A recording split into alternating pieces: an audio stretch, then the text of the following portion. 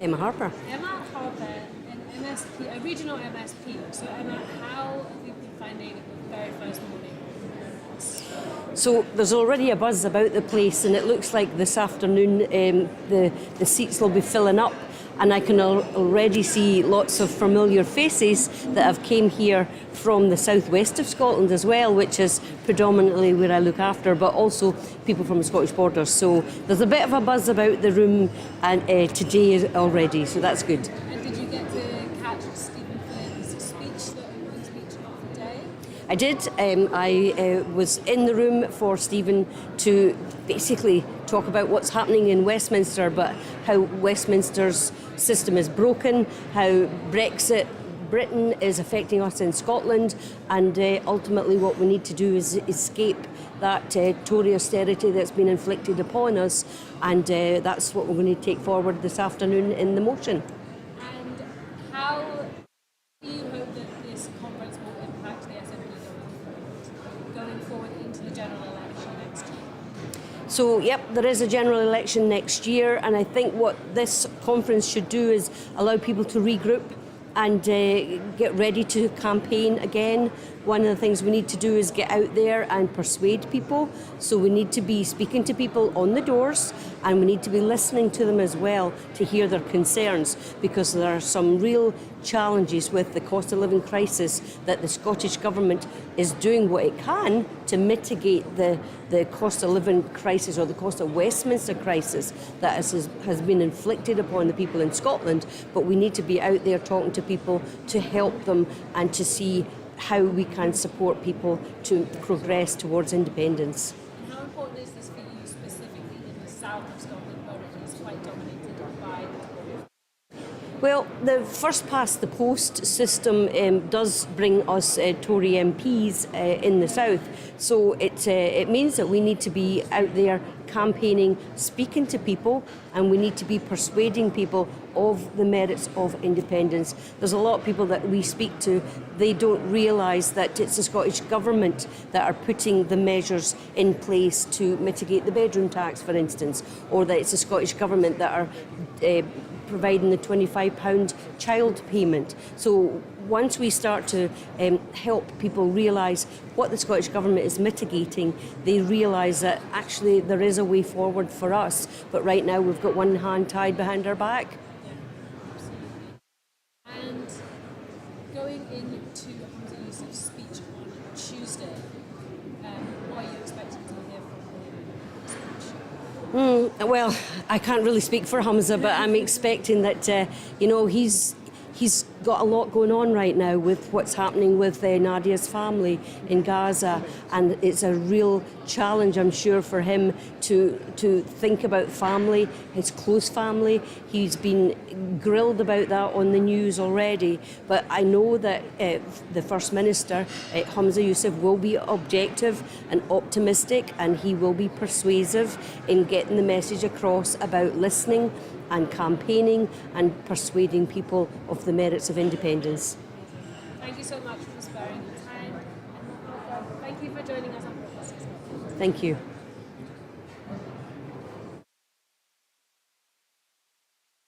And that's everything. So we're going to go into the studio now. Thank you for joining us.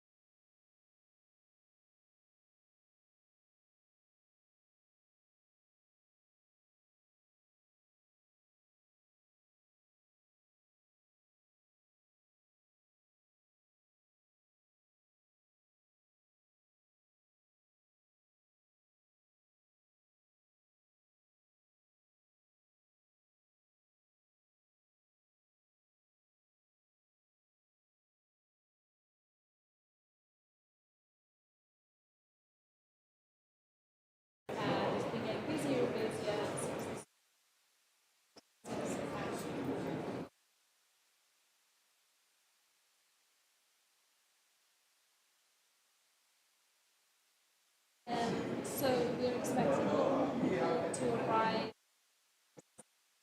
throughout today as we have a conference on this afternoon.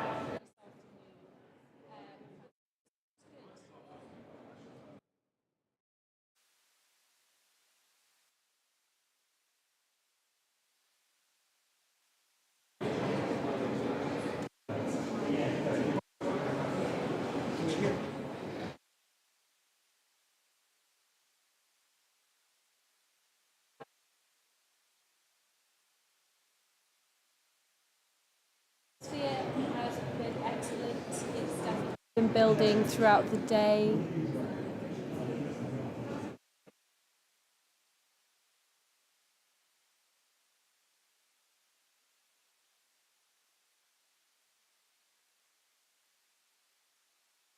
How about now? Can you hear me any better?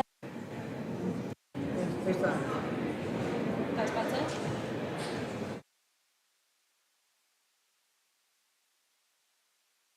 Building throughout the day. It was very busy for Stephen Flynn's speech this morning, and only when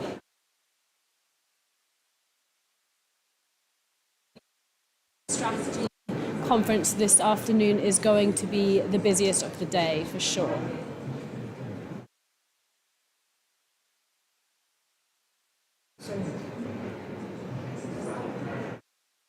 This is my first time at any party conference, SNP conference, any conference under any capacity, to be honest. So it's very exciting to be here.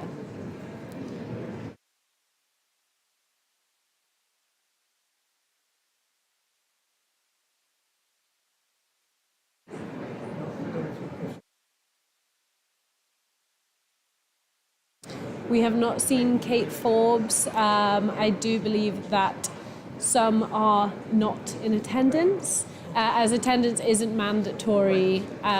As Emma Harper was saying to us earlier, I hope that you actually managed to catch that interview. But yeah, attendance to this conference is not mandatory, so for MSPs like Kate Forbes to be sitting out doesn't break any kind of party whip.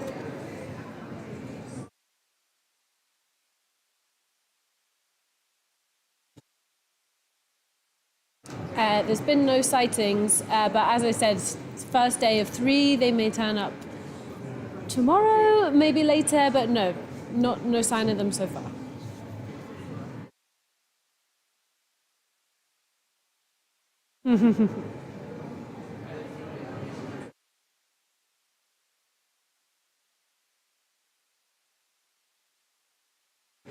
There was definitely a positive reaction from the emergency resolution. I think it was passed almost unanimously. So yeah, there's a lot of support for the resolution here.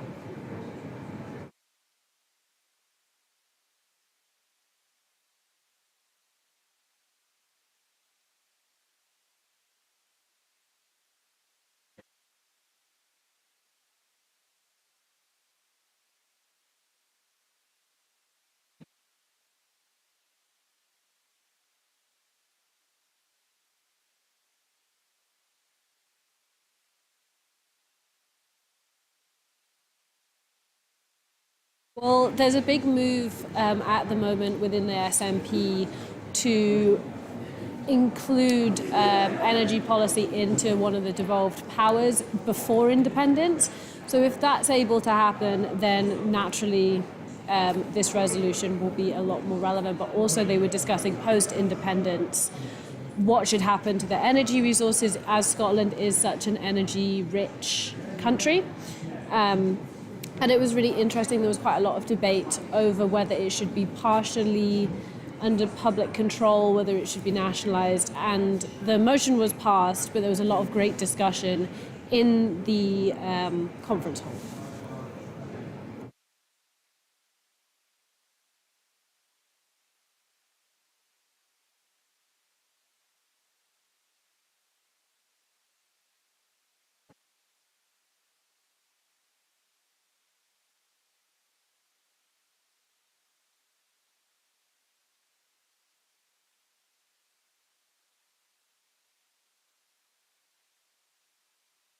I think the main focus at the moment has been on gaining more powers over energy and over that sector rather than a misuse of powers. I don't think many people are agreeing with the trade unions that the Scottish government maybe aren't using all the powers that they've got. The main focus is on getting more powers from Westminster, and then obviously independence is the topic of the conference.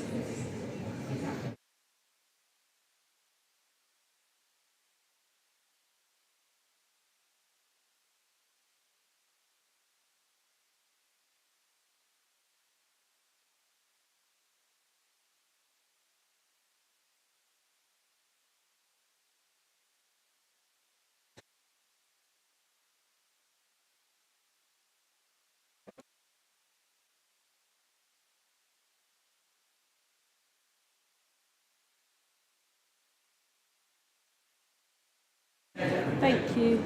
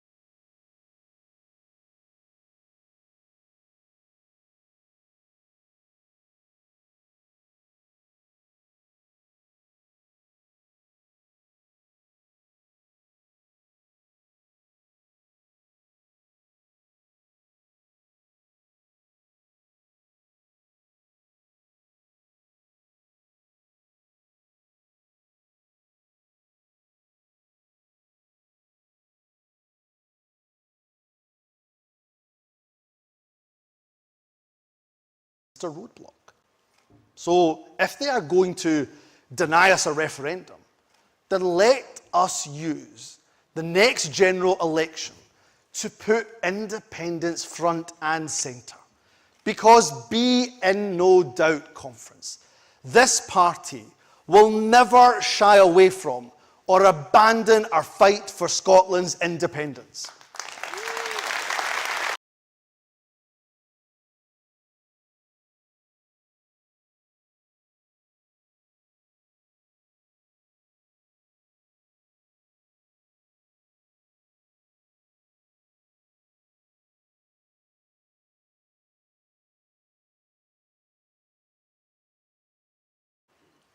I couldn't agree more. That is precisely why I am proposing that on page 1, line 1 of our manifesto it reads, vote SNP for Scotland to become an independent country.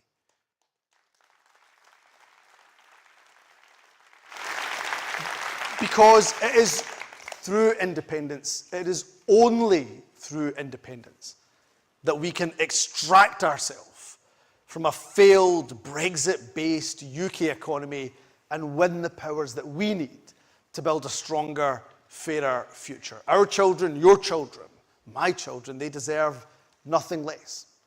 So delegates,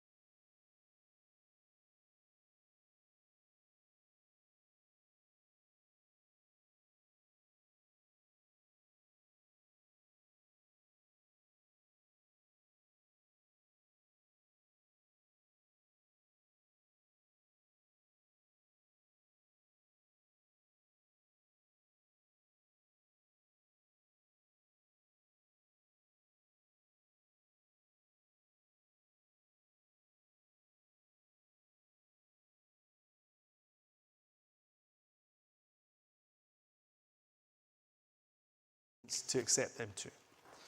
Our movement has always prided itself on being a civic movement. We've been civic, we are open, we are collegiate, we're collaborative. We'll take a Team Scotland approach to our negotiations with the UK government. And that's why I'm also pleased to accept Joanne and the TUG Group's Amendment D for the need of a constitutional convention. Conference, never has independence been more urgent.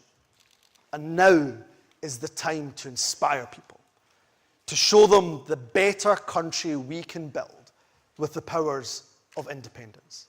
A country with a well-being economy at its heart, one which uses its wealth to benefit everyone, not just the few at the top. A country which rejoins the European Union and regains access to the world's largest single market. A country which shows global leadership on tackling climate change. A country which offers sanctuary to to those fleeing conflict and persecution around the world. And a country which builds a safer world by getting rid of its weapons of mass destruction.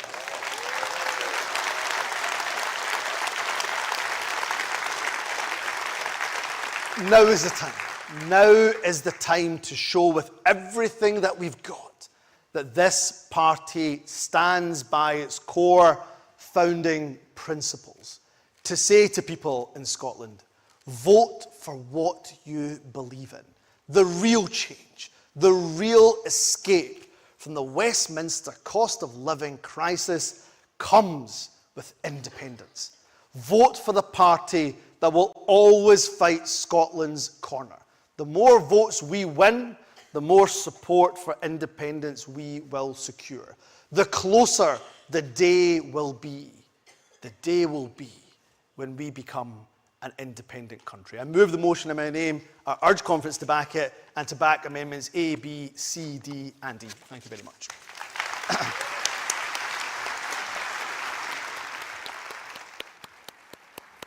Thank you very much, Hamza. And delegates to second resolution number 5, please welcome Stephen Flynn, MP.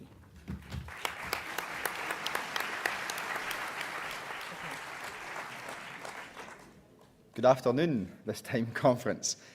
I've been thinking long and hard about what I was going to say here today, and I thought I'd start off by being pretty candid with you all. It's been a fair few years since I joined the SNP, but I joined our party because I believed that the people of Scotland should have the right to determine their own future.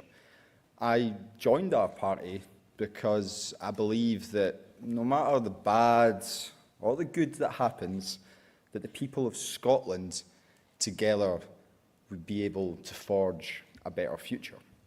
Conference, I joined our party because I believe in Scotland and I believe in what we can achieve. And that message of belief in Scotland, of what we can achieve, lies at the very heart of the motion that's before you all today.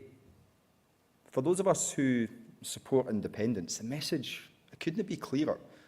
Page 1, line 1, a vote for the SNP is a vote for Scotland to become an independent country. We cannot be clearer than that.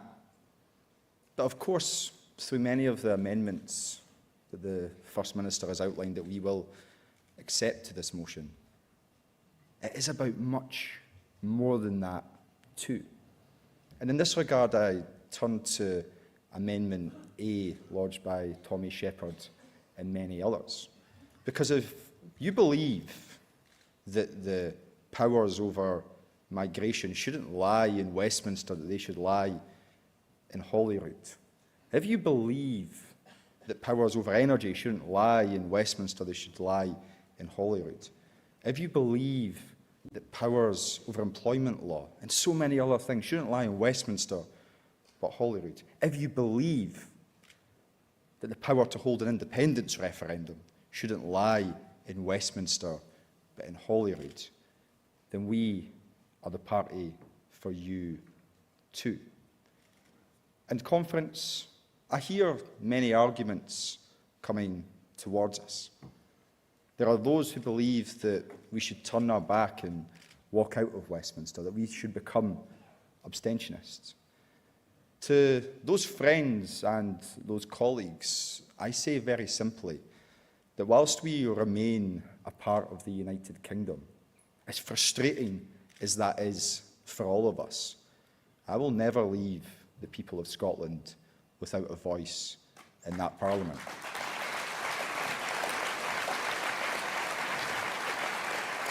And to those who say that we should set independence aside and focus just on the cost of living crisis, well, I repeat my message from earlier. There is an inextricable link between the cost of living crisis and the need for Scottish independence.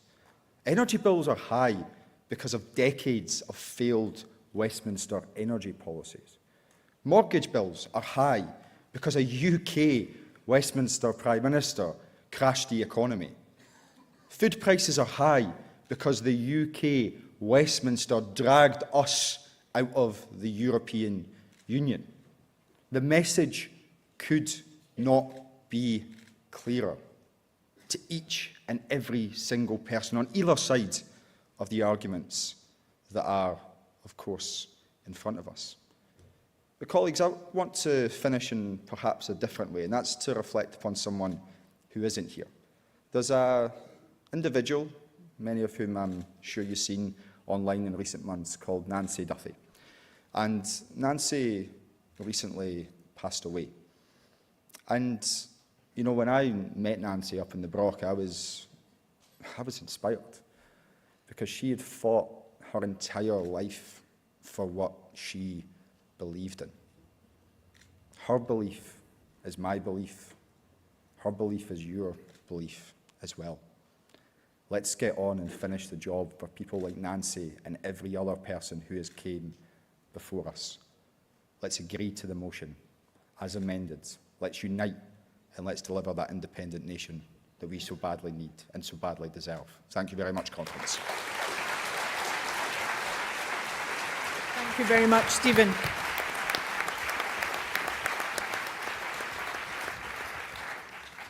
Conference, before I call our next speakers, I just want to make you aware that we have a lot of cards and probably not surprising news to you all.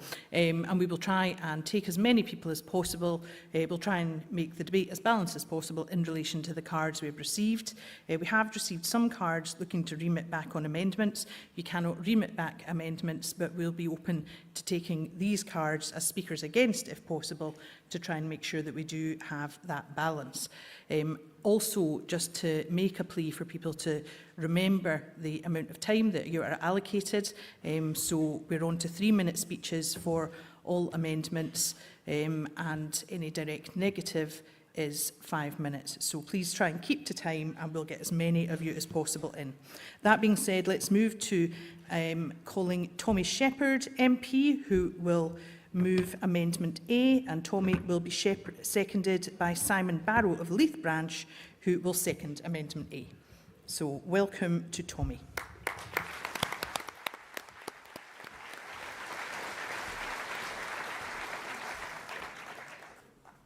Scotland will become an independent, self-governing nation.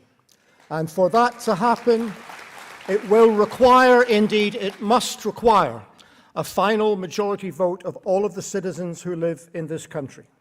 That final vote is not what is on the agenda at the 2024 general election. We have a much more fundamental challenge then, and it is, in essence, whether our journey to independence continues or whether it ends.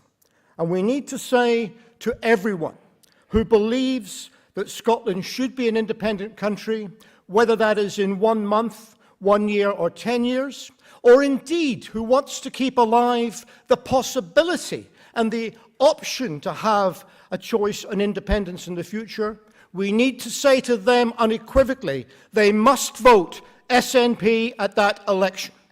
Because if the SNP win the 24 general election in Scotland, then that journey continues and we will press on with the case for independence. But if we lose that election, then that journey stops. The debate will be closed down and it will be taken off the table. So we cannot afford to lose that election. Now, there is a good 10% or more gap between those people who say they support independence and those people who say at the moment that they will vote SNP. And closing that gap should be central to our election preparations. Some will tell you that the reason why that gap's there is because we're not strident enough about independence. But if that were true, then surely we would see some growth in support for other minor independence parties, and we would not see a leaching of some of our support to the Labour Party. The truth, Conference, is that there is 10% or more of the Scottish electorate who want Scotland to be an independent country, but it is not the main thing on their mind right now, and it is not what is driving them to vote in next year's election. And so, as others have said, we need to say to them more than ever before that it is not a case of independence being some sort of arid constitutional debate on the one hand and all the other policies on the other. That is a ridiculous argument. Independence is about the powers to change lives, the power to eradicate poverty, the power to tackle the climate crisis, the power to deal with the energy situation. That is what it's about. And in order to drive home that message, I believe, as this amendment says, we should be arguing for the immediate transfer of powers to the Scottish Parliament from a new UK administration, which gives the Scottish Government the power to act in months rather than years to improve the lives for the people that live here in Scotland. And independence and the journey towards it will then be seen as the ability to make those powers permanent and to go on to nation statehood. Now that is a compelling message, I believe, and one on which we can mobilise people. Throughout Britain, people are being offered the choice between a right-wing, populist, dangerous Conservative Party on the one hand and a shallow husk of a party that used to be called Labour that has zero ambition under its current leadership. In Scotland, we have a better choice. We are able to say we want to go further and faster to deal with the economic crisis and improve a lot of our people, but we also demand the right to consider becoming a self-governing, independent country. And I believe that that is a compelling message on which we can mobilise support and get people behind us in next year's election. So I urge you to support this amendment and to vote for the main motion. Thank you. Thank you very much, Tommy. Conference, our next speaker is Simon Barrow of Leith Branch, seconding Amendment A, and Simon will be followed to propose Amendment B by Tony Giuliano. Welcome, Simon. Thank you. As well as Leith Branch, I'm also pleased to be the National Secretary of the SNP Trade Union Group, the largest affiliate of the party, and we are extremely proud to be supporting this amendment. Conference, what is independence? Clearly, independence is a political issue. It's about who decides for the people of Scotland, and that should be the people of Scotland and their elected government. But it's also about who owns Scotland, and that's to do with the powers that we do not have at the moment and that this amendment demands should return to Scotland. The power over employment rights and the living and minimum wage, windfall tax and other taxes affecting large corporate profits, regulation and pricing and production of energy sources. And this is incredibly important, Conference, because on most estimates, Scotland has something like 25 to 35% of the whole of Europe's potential on and offshore renewable energy.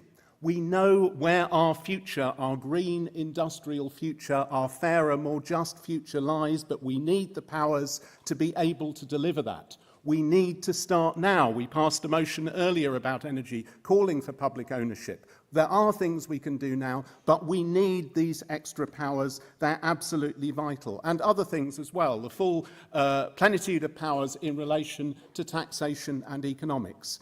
And as has already been said, there is an intrinsic link between these powers and the power to decide Scotland's future.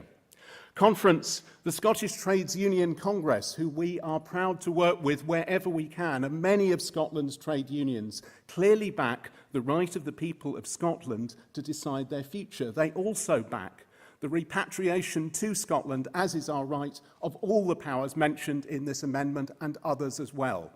We are determined to see that this party works solidly with the trade union movement, with something like 600,000 trade unionists across Scotland, in all the communities affected by issues like just transition, in all the communities that will have to decide the future, and that need to be persuaded and to understand that the full powers that only come with independence are essential to transforming Scotland economically, socially, politically, and environmentally in the face of the crisis that we face, the climate crisis we face.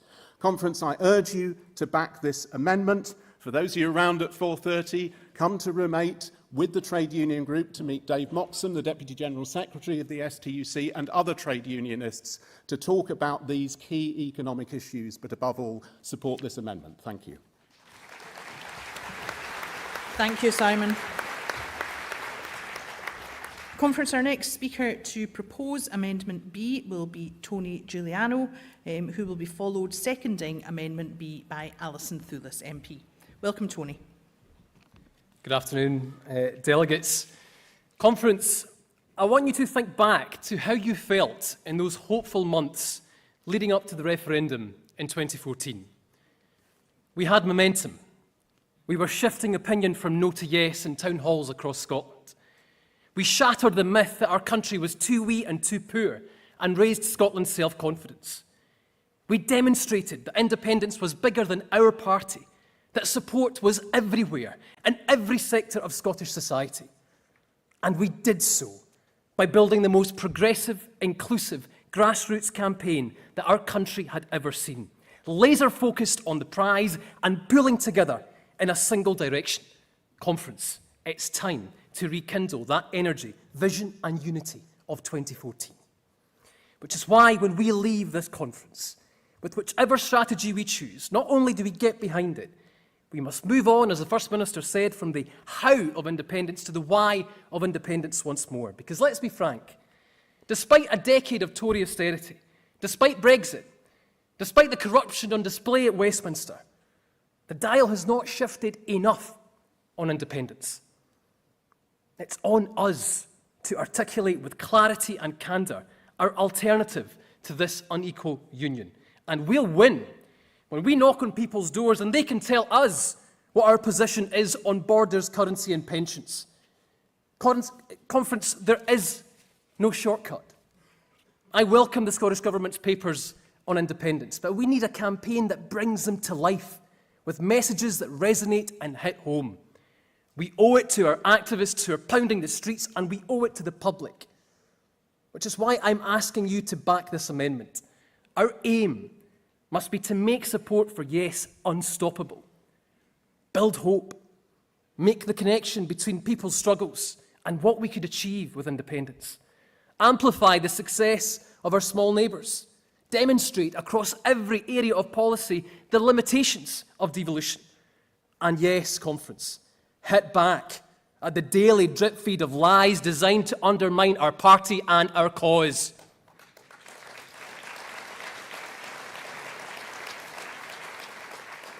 We have the chance to escape Tory governments for good and build a country where no one is left behind, where we end the abomination of child poverty in energy-rich Scotland, where we represent ourselves on the world stage, and my goodness, has our First Minister demonstrated what international leadership looks like in recent days.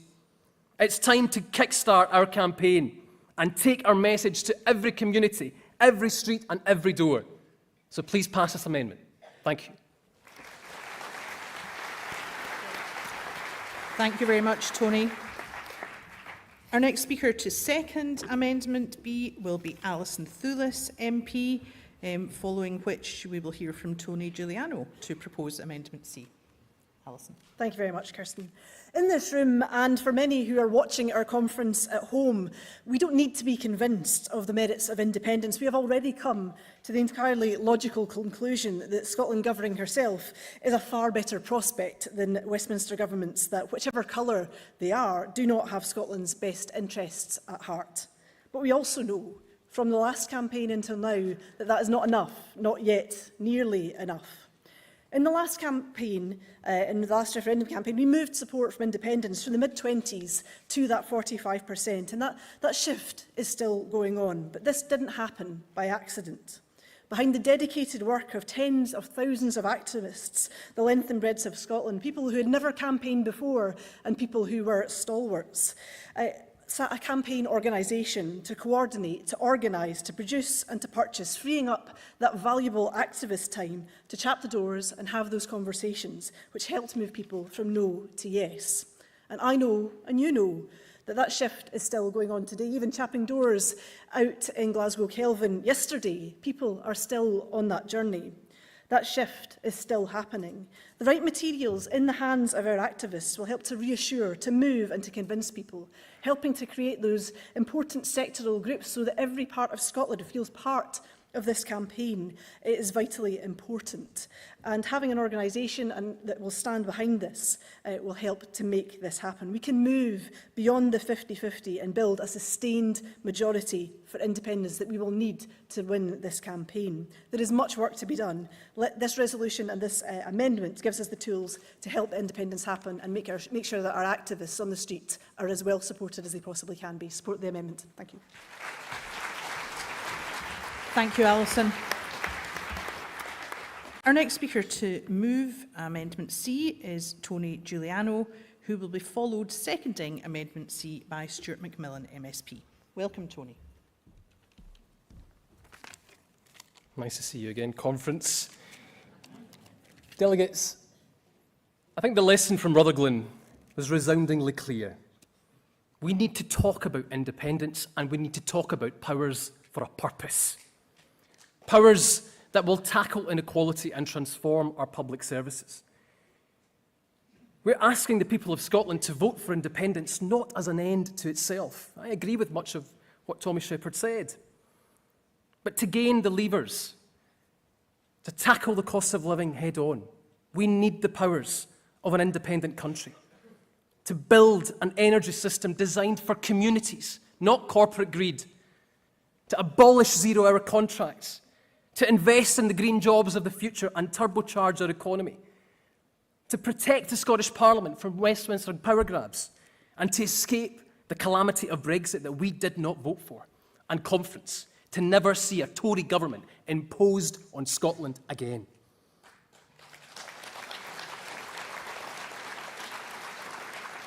To achieve this, delegates, we must make it clear beyond doubt what's at stake at this election.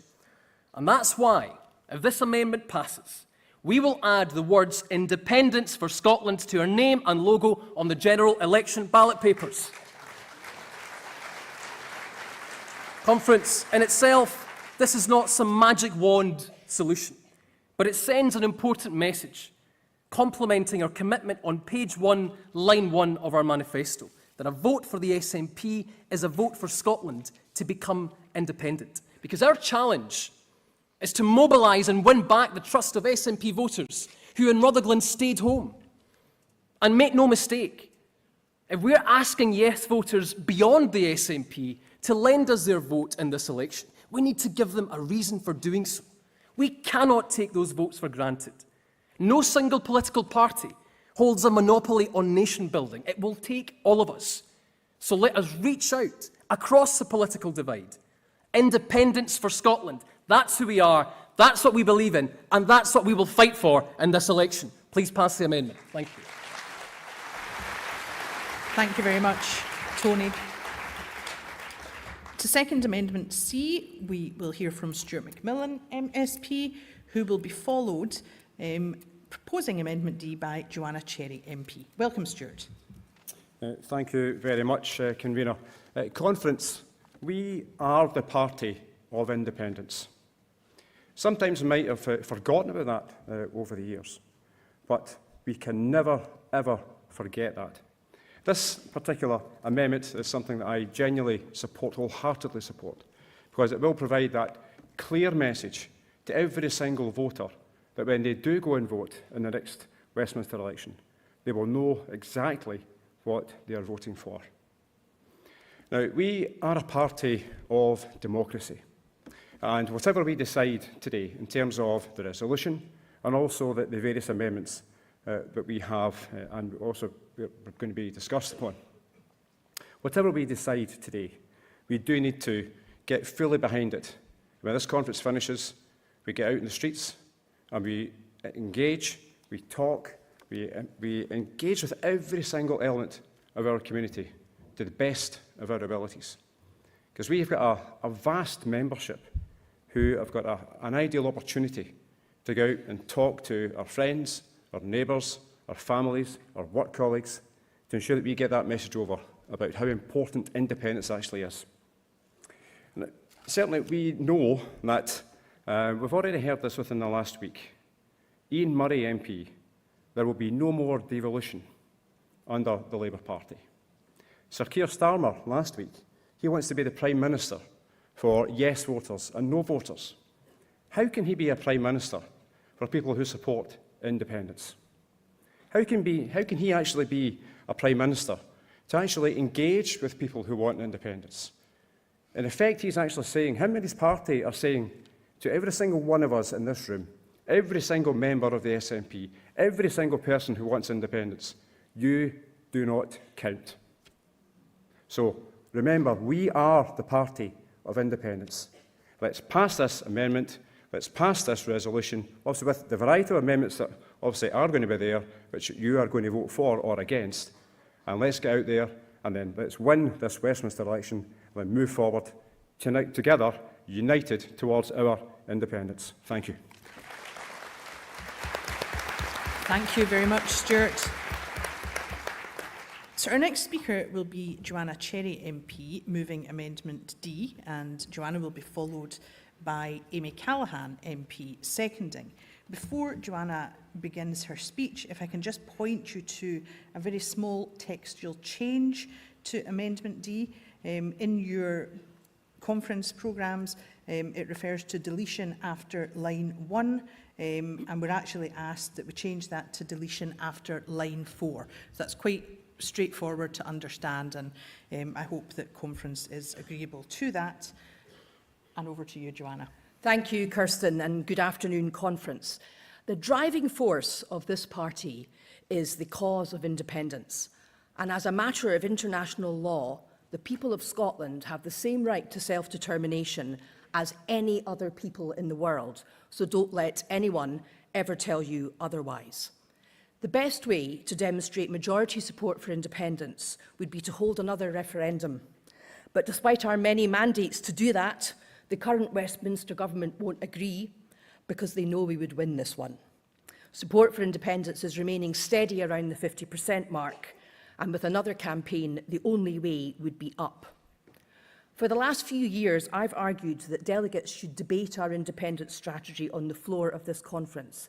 And now, at last, we are doing so. And I want to pay tribute to Hamza and to Stephen for facilitating that. The new leadership of this party are returning our party to its tradition of respectful and reasoned debate, and in this, they have my full support.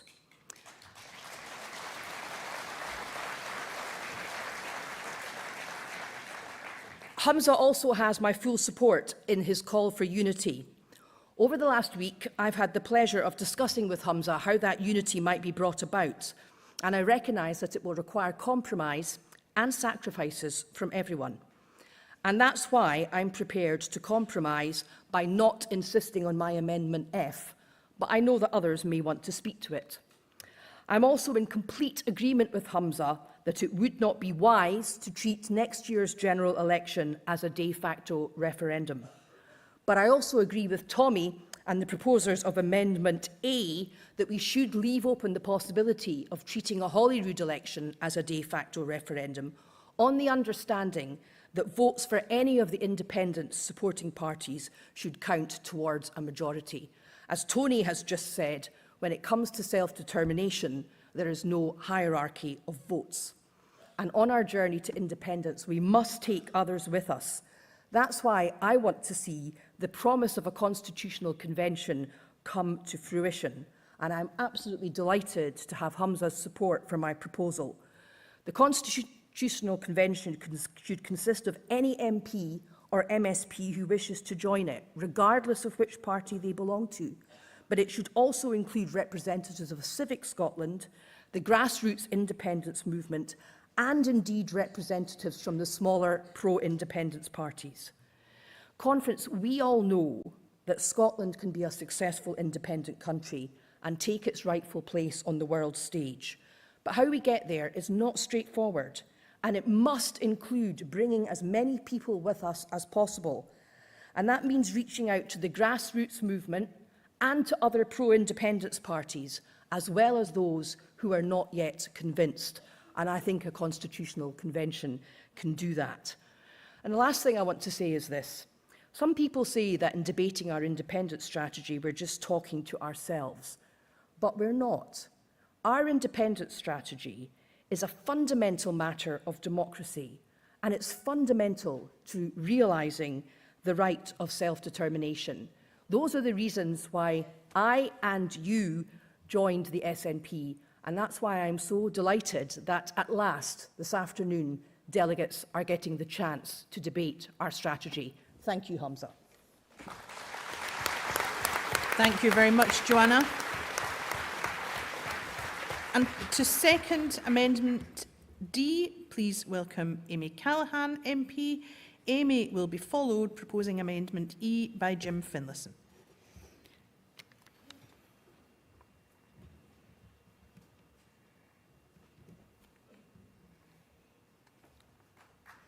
Welcome, Amy.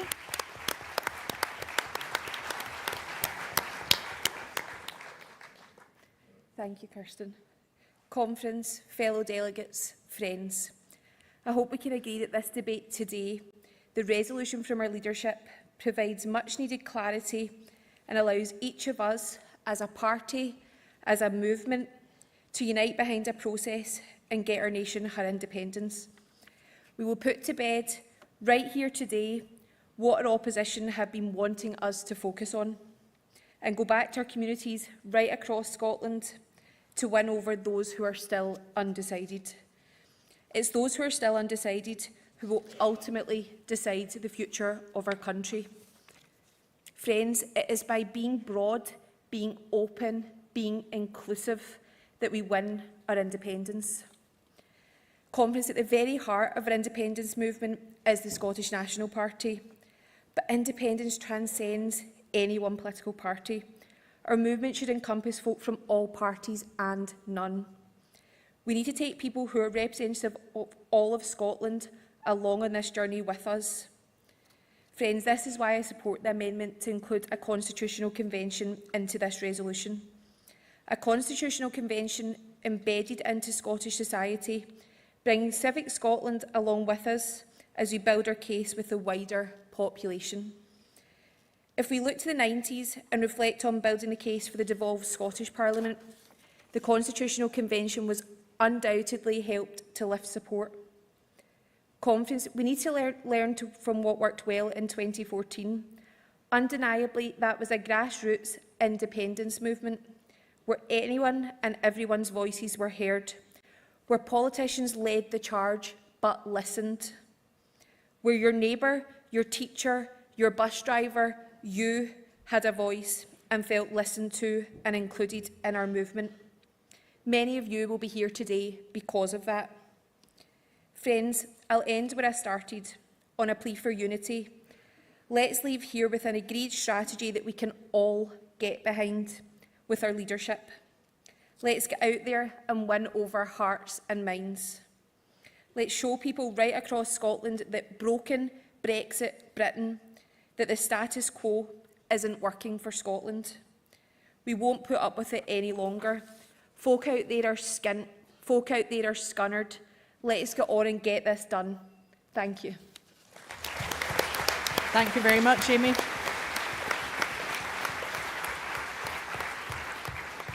Conference, our next speaker is Jim Finlayson from Deeside and Upper Donside, and Jim will be followed by Anne McLaughlin MP.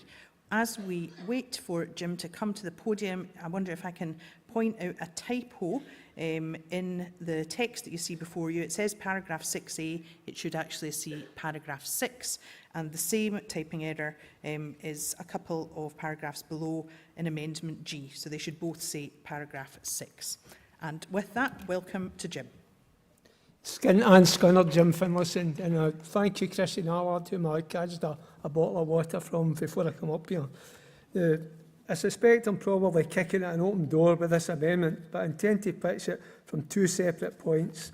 The first is in relation to the semantics of the current resolution and the use of the word most. The term most can be ambiguous. Although we know what the proposers intended to mean by using it, it will be subject to interpretation by others. They will argue that by the term most, do we mean more than, and is it simply more than Labour, or more than the Tories, or more than the Lib Dems? Now, for meaning more than all of the others combined, then the proper use for that particular term is majority. The use of majority in the resolution removes all ambiguity from it. It's common sense to use it, and I hope that I know that the proposers of the resolution have already had the common sense to accept it, and I also hope that they have the decency to buy me a cup of coffee for doing them a favour by proposing it.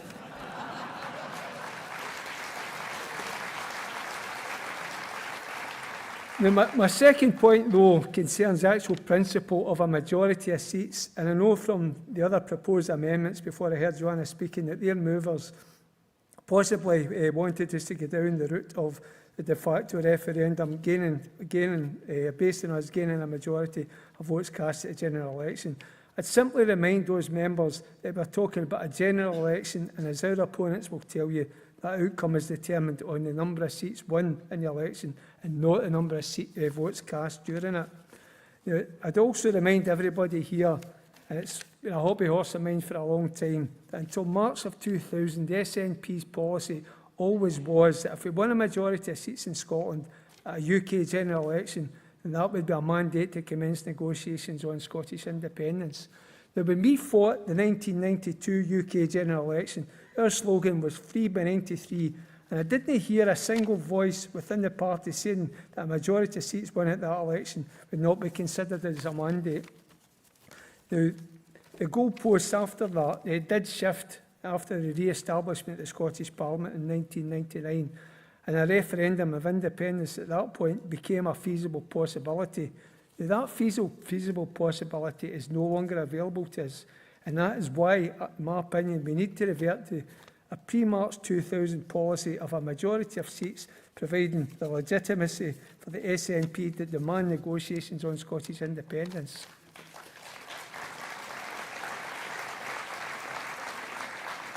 Now, finally, if the unionist parties are going to demand legitimacy for their governments from a majority of seats and implement policies in their manifesto on the basis of that, then the independence cause can legitimately stand on the same principle. If it's good enough for them, then it's good enough for us. Thank you, Jim.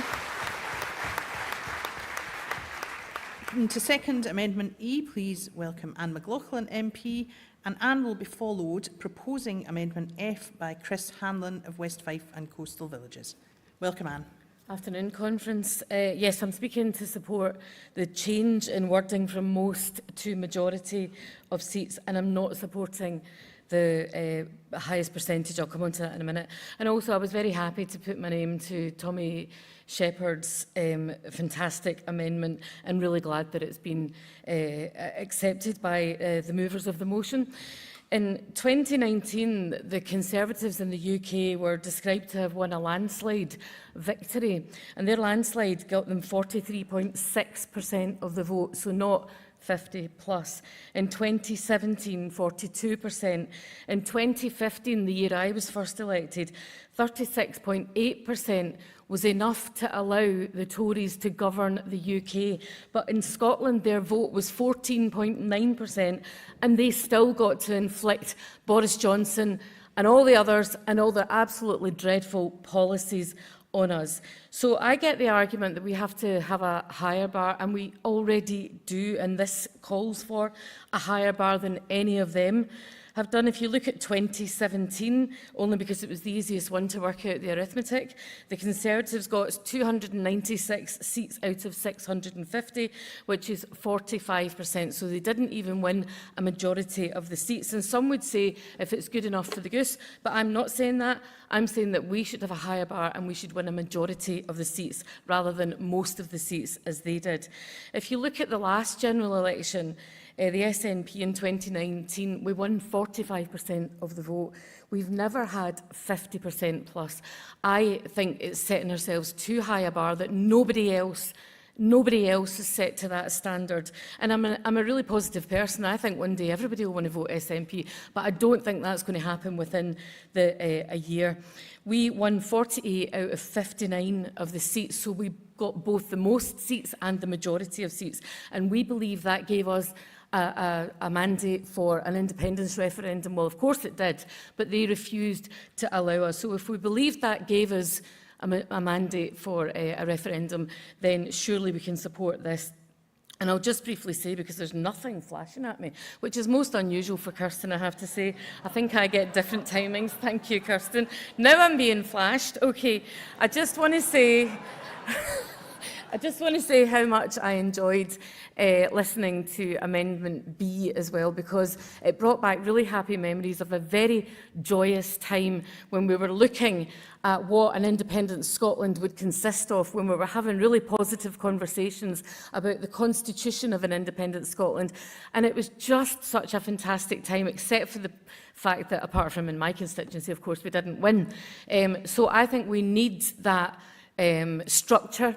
I think we are all campaigning for independence all the time, but we need the structure, and I'm really looking forward to it, and I can't wait to get out there with all of you and convince those Scots who are not yet convinced that independence is the only solution for our country. Thank you very much, Anne. Delegates, our next speaker to move Amendment F is Chris Hanlon from West Fife and Coastal Villages branch, and he will be followed by Andy Oliver seconding Amendment F, and is from Angus North branch. Welcome, Chris. Thank you, Convener. I once again find myself on stage proposing something that I hadn't intended to propose, but it needs to be proposed. You guys need to have the opportunity to vote on this option, so I'm going to stand here and I'm going to propose it for you. If my speech is a bit scrappy and my summing up is a bit scrappy, that's because none of this was planned. When Theresa May had the unmitigated arrogance to tell the sovereign people of Scotland that now was not the time, that was the moment that the formerly United Kingdom ceased to be a voluntary union of equals. That was the moment that an agreed Section 30 referendum was dead as a path to independence. And that was the moment that we needed to sit down and start having this discussion. Over the years since, persistent voices have suggested that we should use a Holyrood election as a plebiscite on the matter, all the while ignoring the likely intransigence of that illegitimate UK government.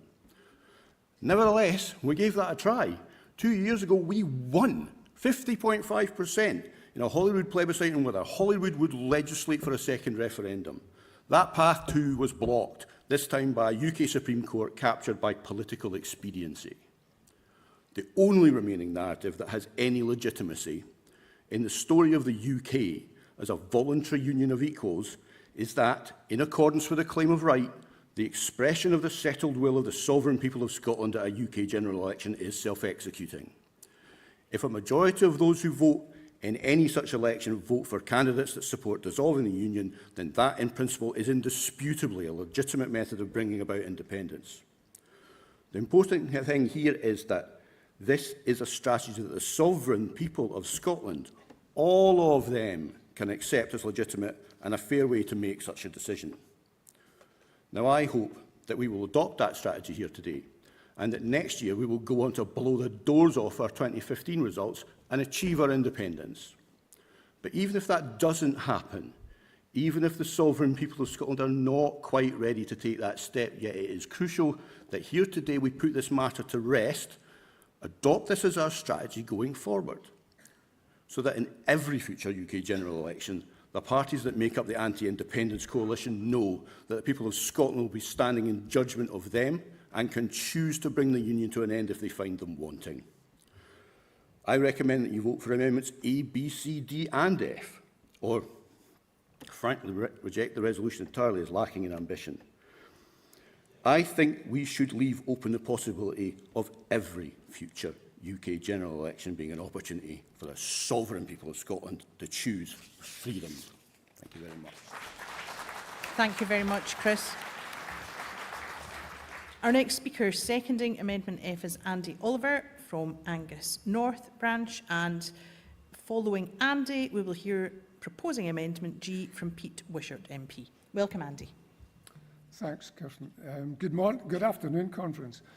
I must admit, I didn't come here today expecting to be up on this platform either, but nevertheless, Amendment F speaks to the whole of the people of Scotland, which is what we've heard today from various speakers. The SNP represents independence, but it doesn't own independence. There are other parties and other people who will support independents that may not vote for our party, much as we would like them to do so. We should not prevent them from casting a vote for Scotland in an election or a referendum. And the way to do that is quite clear. By accepting Amendment F, it allows all of the parties supporting independence in Scotland to be able to fully stand with us in our call for independence for Scotland. This would also set a marker for any future plebiscite. If we decide, if we don't make it next year, we could go for Holyrood in 2016, in 2026. Losing my time here. So that's what we can do.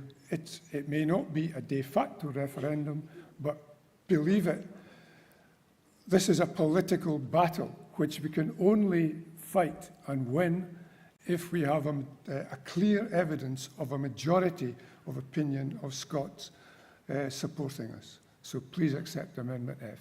Thank you. Thank you very much, Andy. Our next speaker to move Amendment G will be Pete Wishart MP, and Pete will be followed, seconding Amendment G, by Councillor Michelle Frampton. So welcome, Pete. And thank you, Kirsten. Conference. The fact that support for independence significantly outstrips support for this party is our biggest problem, but also our best salvation. We get this party back on the road, back to its winning ways, when we close that gap. Now, we close that gap by persuading, listening, campaigning, resetting our vision, doing the hard work. But we also get there with presenting a credible and realistic route to get there. Now, I don't know, but I sort of get the sense that there's not all that many people in this room who seriously believe that somehow we can assert our independence, that we could begin negotiations for an independence without the expressed consent of a majority of the people of Scotland. The rest of Scotland certainly doesn't believe that, and I'll tell you something, independence supporters who are staying at home most definitely do not believe that's the case.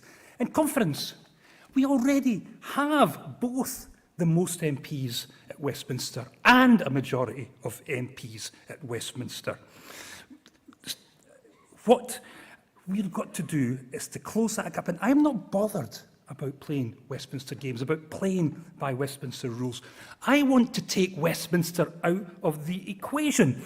If they constantly and consistently say no to us, it's time to start to believe them. Conference, it's time to take this matter into our own hands. It's time to stop asking and time to start asserting. And by all means, vote for Amendment A if you want, but all you're actually going to be doing is giving Westminster something new to say no to. Our one job is to deliver a result which demonstrates that a majority of the people of Scotland want to become an independent nation. Now, they might ignore that, they might ignore everything that we say here today, but that is something they will never, ever be able to take away from us. It will give us real credibility when we approach international institutions, and we will have Scotland's expressed consent to redesign our relationship with Westminster. And a lot of people have said, what happens if we lose that? What if we don't quite get that 50% in the vote? Well, I say to that, if they refuse to engage in a de facto referendum, if they refuse to acknowledge it as such, we simply brush ourselves down and we get on to the next one. Then we get on to the next one after that and the next one after that, and we keep on doing it until they properly engage or we win, or which we will most definitely do. And there's lots of talk in advance of this conference that we downplay or stop talking about independence. But this isn't the time to retreat from our core mission or give up the fight. It's time to motivate and inspire. It's time to give our independence support a real reason to get out there and vote. Let's all have all independent supporters marching to the ballot box, really believing that this time when they vote for this party, that they are securing independence. Let's get out there and win. Let's have faith in ourselves. We've done this twice before in the regional list at the last Scottish election and back in 2015. We can do it again. We just have to believe that we have the support of the Scottish people with us. And if we campaign hard enough, we will get this. Let's get out there and win. Let's support the amendment. Thank you, colleagues. Thank you, Pete. And our next speaker speaking to second amendment G is Councillor Michelle Frampton, who will be followed, proposing the remit back, by David Buckley. So welcome to Michelle.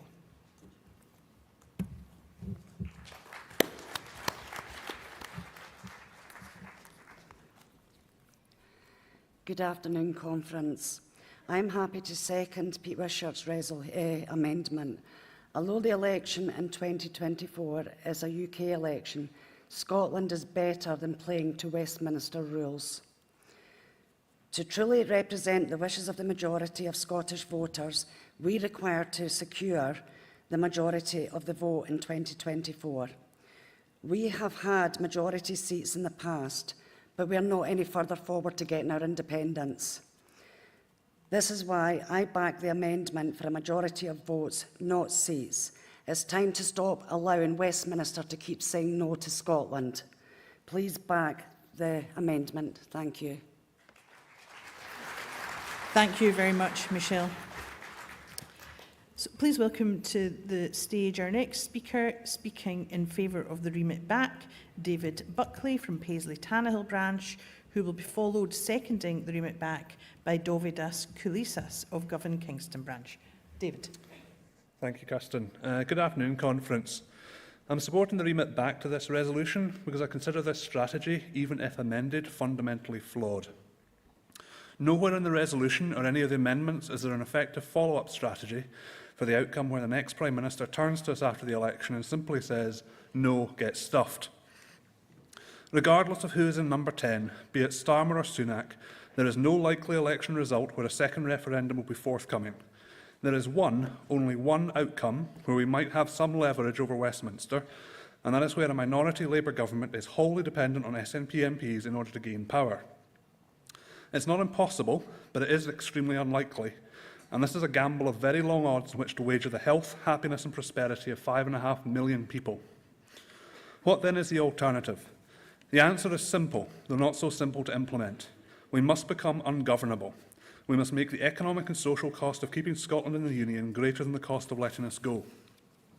In short, we must be willing to adopt a fully treasonous attitude towards Westminster and the Union. Multiple parliaments and multiple prime ministers have denied our right to choose our destiny repeatedly over the last 8 years. It is clear to me now, after Tory gerrymandering of our constituencies and Labour tolerance for racism and transphobia, that the established powers of the British state now stand against human dignity, against human rights and against the democratic process. We must mobilise the people of Scotland in their millions in this endeavour. I do not believe that this battle can be won in the halls of Westminster anymore. Victory can only come as a result of the unified voice, hands and minds of the Scottish people. We need trade unions, tenants' unions and community groups on our side. And if the established trade unions are unwilling to defy the British state, then we must all work to build our own organising structures committed to this cause. I will admit that a part of me does believe that the strategy proposed here today must be attempted, even if it is doomed to failure. But the real work of mobilising to fight for our rights must start now. Otherwise, we risk wasting precious days, weeks or months in the wake of Starmer or Sunak's denial of our right to self-determination. The next independence movement must be built from the ground up. It must have human rights and human dignity at its heart. It must be committed to non-violence and equally as committed to direct confrontation with the British state in all its forms. We must be infinitely kind, yet infinitely uncompromising, hopeful but realistic, and wholly committed to opposing the far-right bigotry embraced by the Conservative Party and tolerated by Keir Starmer's Labour Party. I would like to finish by quoting American civil rights activist Mario Savio. There is a time when the operation of the machine becomes so odious, makes you so sick at heart, that you cannot take part. You can't even passively take part. And you have got to put your bodies upon the gears and upon the wheels, upon the levers, upon the apparatus, and you've got to make it stop.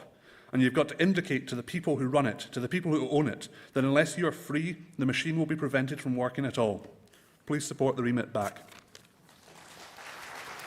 Thank you very much, David.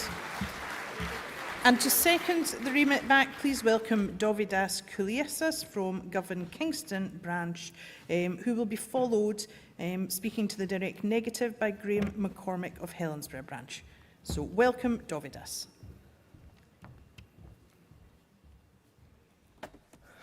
Good day, conference. So for those of you who don't know me, my name is Dovidas. I was born in the Republic of Lithuania 27 years ago now. And you could say that my people are, in a way, experts on the subject of attaining national independence against basically impossible odds. We've had to do it twice.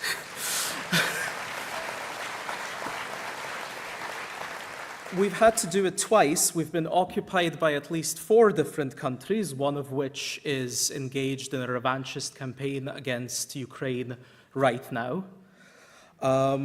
And the stories of those difficult times and what people have had to cope with are passed down to each of us as children as we grow up.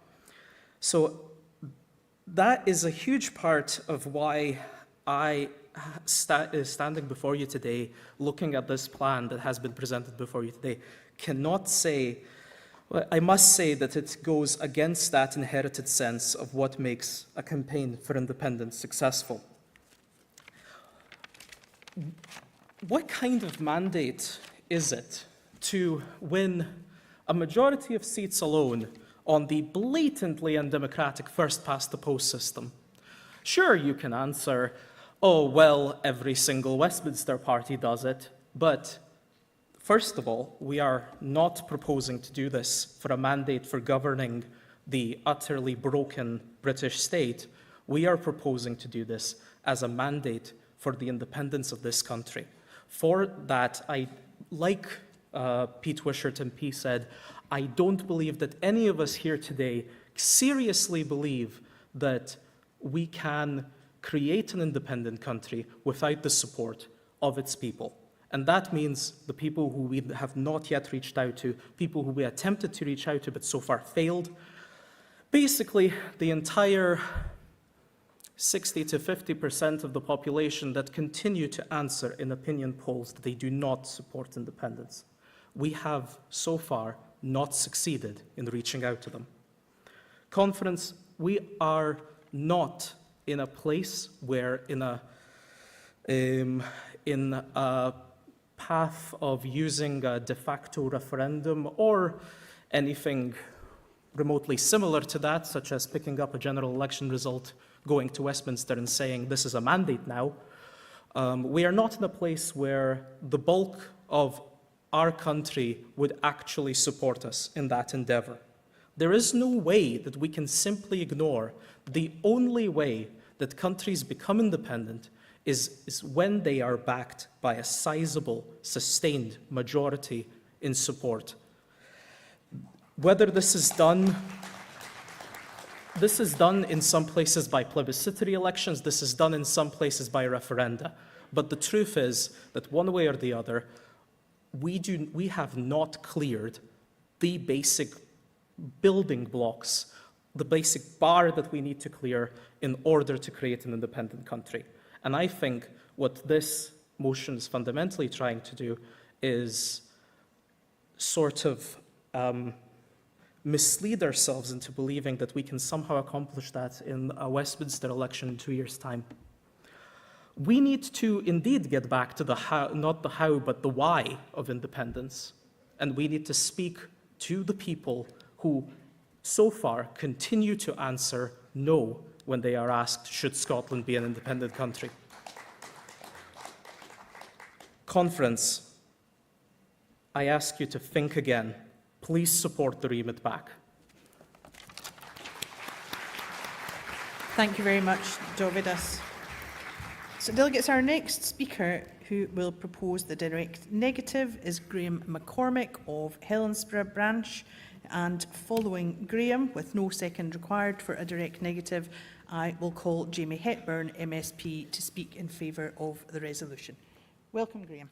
Thank you, Kirsten.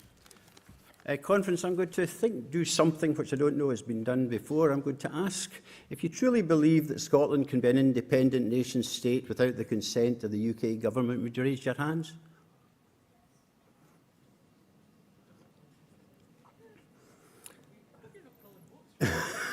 I'm doing your work for you.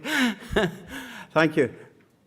If you don't think that we can do that without the consent of the UK government, would you raise your hand?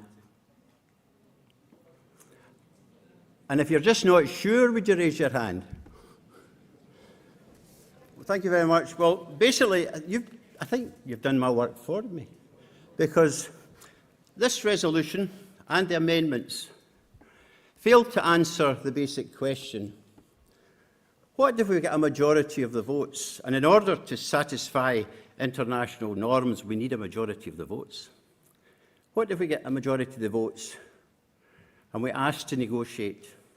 We pose the question and all the other things that are in all these resolutions and amendments, and the UK government says no. Now, some of you might recall that I posed that at the Dundee Convention, and I was at first heartened with what Humza said about the next election being the independence election.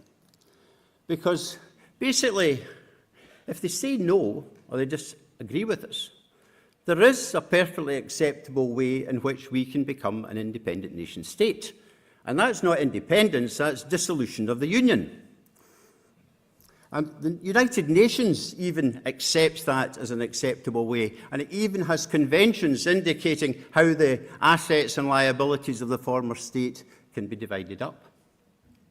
But you see, we've had backtracking since Humza said the independence election. Stephen Flynn spoke at Lochgilphead to a constituency meeting and admitted that he didn't know of dissolution as being a possible way. But what was worrying is he said, I'm not going to research it, which caused a lot of discontent, not just with myself, but various members of the party at that meeting.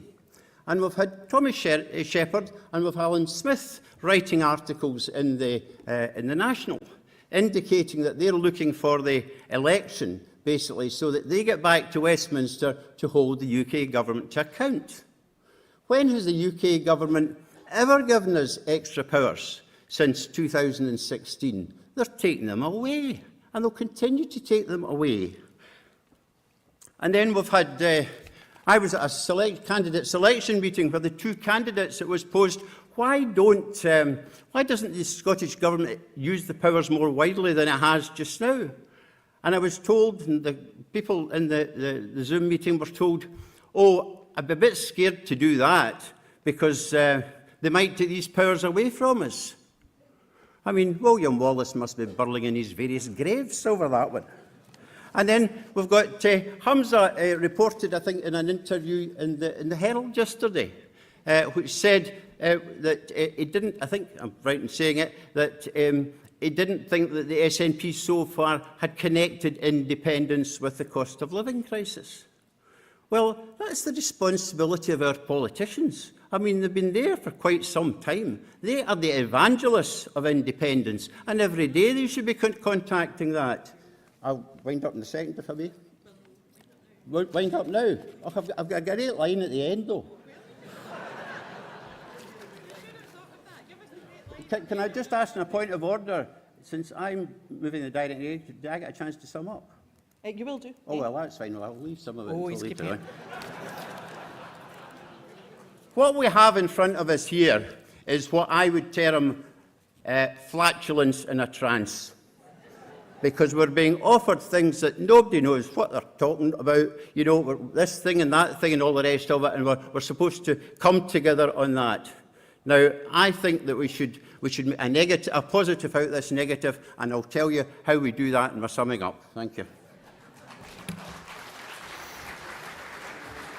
Delegates, our next speaker speaking in favour of the resolution is Jamie Hepburn, MSP, who will be followed speaking against the resolution by Ire Davidson of Ballochmyle Branch, who's a first-time speaker. But welcome to Jamie. Thank you, Kirsten. Can I begin by humbly disagreeing with Graham McCormick? I have to say today's debate has not been flatulence in a trance. I think it's been, thus far, and I hope it continues to be, a fine example of the manner in which we can come together as a party to debate the issues that matter. I speak in favour of today's resolution, but also in support of the amendments before us, bar amendments F and G. And just quickly on Amendment B, I can say to Tony Giuliano, I absolutely agree we should be out there working with the wider Yes movement. And I have, in my role as Minister for Independence, been out there engaging with Yes Highlands and Islands, the National Yes Network, just a couple of weeks ago, speaking at Yes Dunbar. Where we can work together, we absolutely should. And in that vein, also in Amendment D, Joanna Cherry's amendment, it's quite correct that we should come together as a wide-ranging, civic-based campaign, and we should support the constitution of a constitutional convention.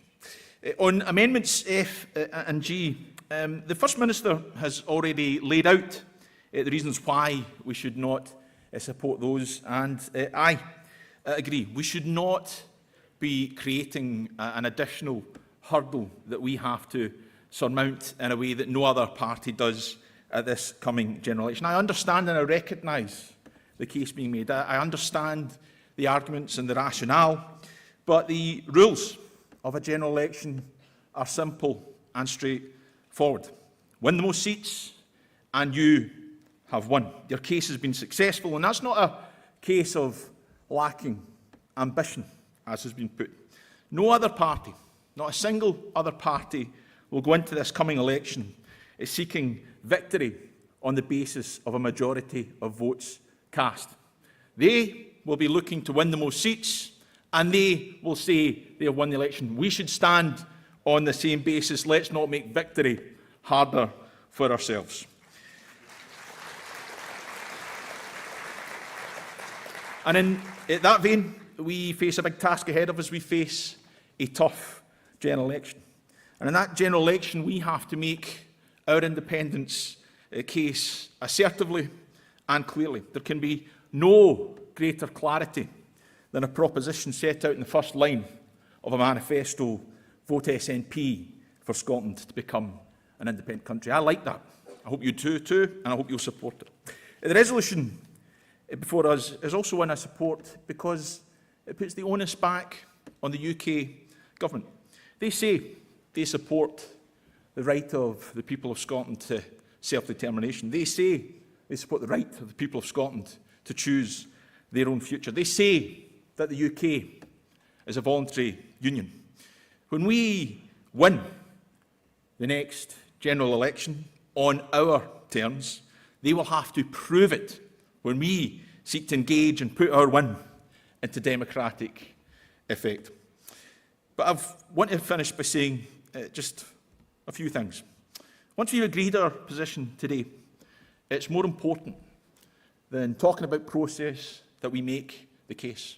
Each and every one of us has to get out there and engage with the public.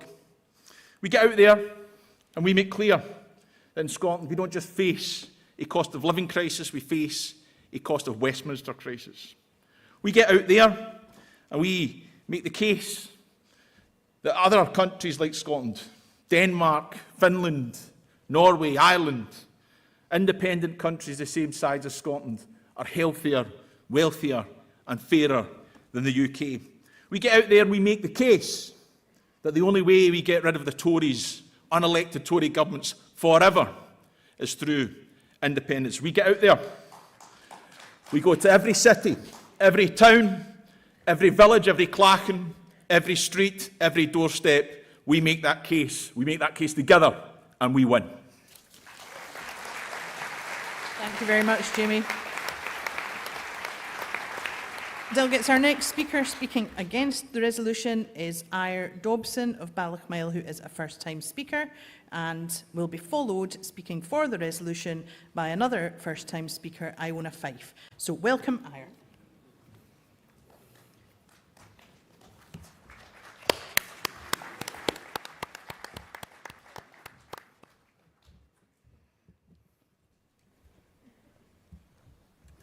Wow. You've all got clues or not. Doesn't make it any better. Right, this morning, before my 5 minutes start, this morning we, I need 5 minutes, believe me. Yeah, and it will Before be we three, start, I'm afraid, because everybody needs to speak. Well, I'm going to end up phoning it with somebody.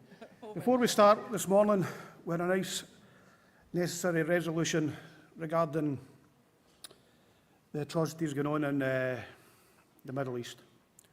We all share the same passion and feeling of sorrow for Hamza and his family and the folk of Gaza. But we've not went far enough. We're the sovereign people of Scotland. We stand different for the rest of the UK. I think we need to do the same as what we've done in the Ukraine, as what we should be doing in Palestine and Gaza. Open the doors, bring the people in, and let the rest of the world know that Scotland is demanding a respite, a bit of time to get the people out, the innocents free in there. That's my thoughts on that. So somebody pen together some sort of resolution for the end of this, where we open the doors to the people of Palestine to come here for refuge. And let Scotland see that we are different to the rest of the UK. Right, now my 5 minutes needs to start, and I'll better move it really quickly. Good afternoon, delegates. My name is Ira Dobson. I'm the Political Education Officer in Ballochmyle branch, and this is a direct negative, so you're probably not going to be clapping at the end of this. I'm a member of Yes to Saoirse. I'm also a Yes Biker, proud member of Business for Scotland, and like you and many other independence groups. Conference, we need to completely throw out Resolution 5. Any resolution that requires us to go cap in hand to Westminster is an absolute betrayal of the sovereign people of Scotland. And the people know this. Delegates, we need to get real here. Honesty was what Mr. Flynn was talking about earlier. If we are lucky, we will get 40% of the vote in a UK general election. Voter ID alone will cost us 10 to 20% of the vote. And more importantly, right now, as Rutherglen shows, we no longer have the confidence of the people to deliver independence. Delegates, since 2014, the people of Scotland have seen nothing but pretendy mandates and blatant dismissals from whoever was in charge at Westminster. Sir Keir Starmer is no different. He's just a red Tory. Don't flash me just now, come on.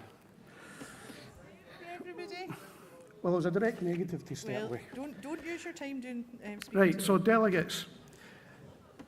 Sir Keir Starmer's the same, he's just a red Tory instead of a blue. In fact, he'll take absolute pride and pleasure in slapping Scotland down at absolutely every opportunity.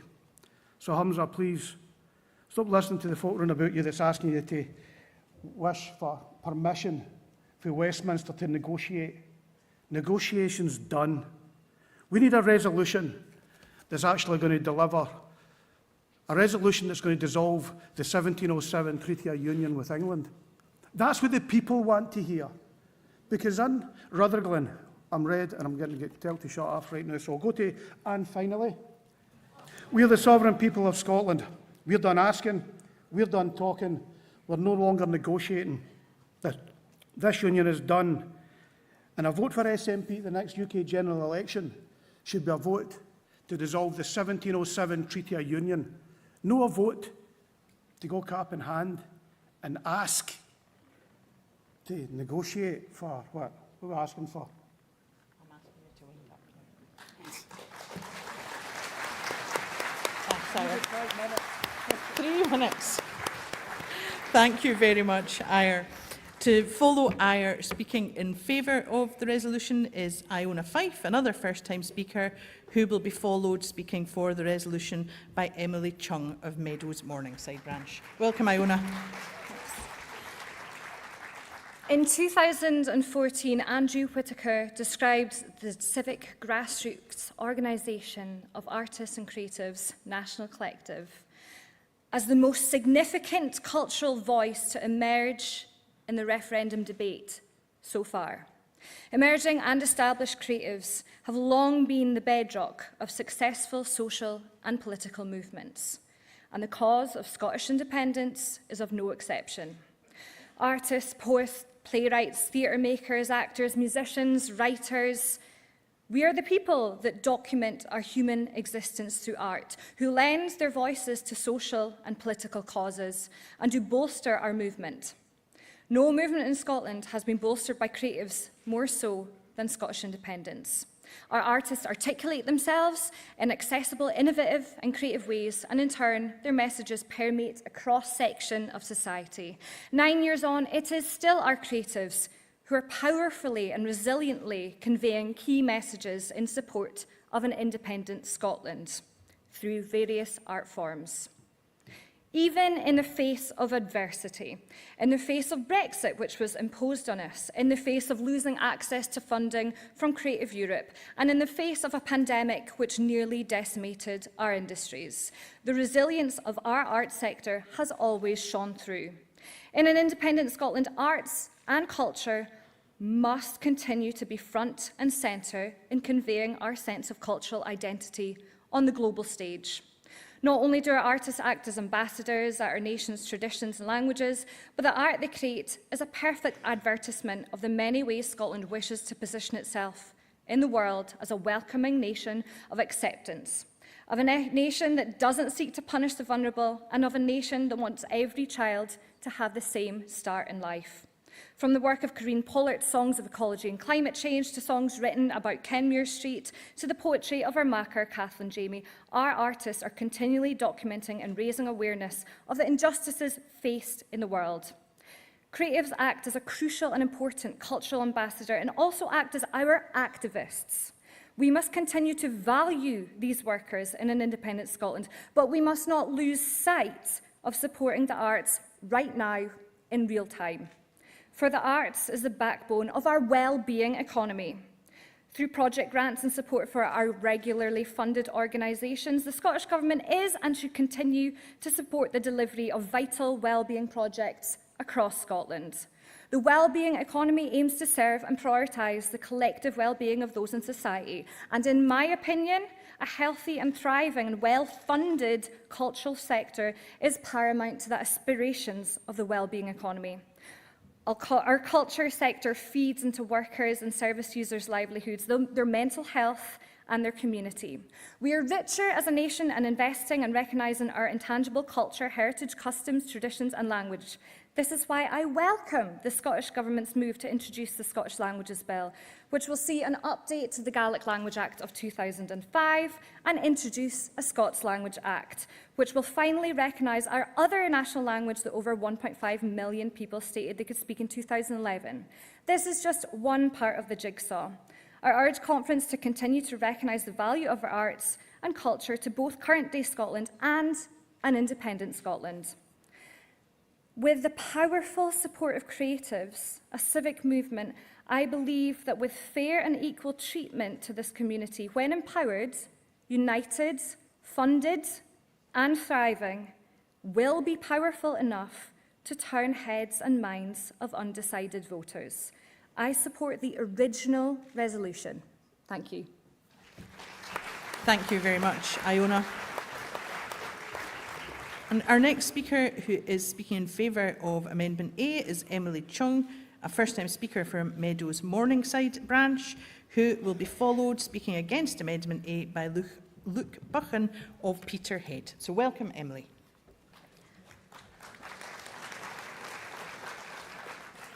Hello, Conference. I'm here to argue for Amendment A, but I'm going to have to ask for a wee bit of patience, because to make sense of why I'm so strongly in favour of it, I am going to have to criticise the unamended motion, and in general, the idea that we could use a Westminster election as a de facto referendum. Now, you can probably hear my accent, so I feel the need to say here, I desperately want independence, in perhaps the way only somebody who's working class from Kent can, because I know what the alternative is. Westminster is going down a dark, repressive and dangerous route where we will be poorer, sicker and far more vulnerable to exploitation as they strip our services down for parts and tear up our rights and protections.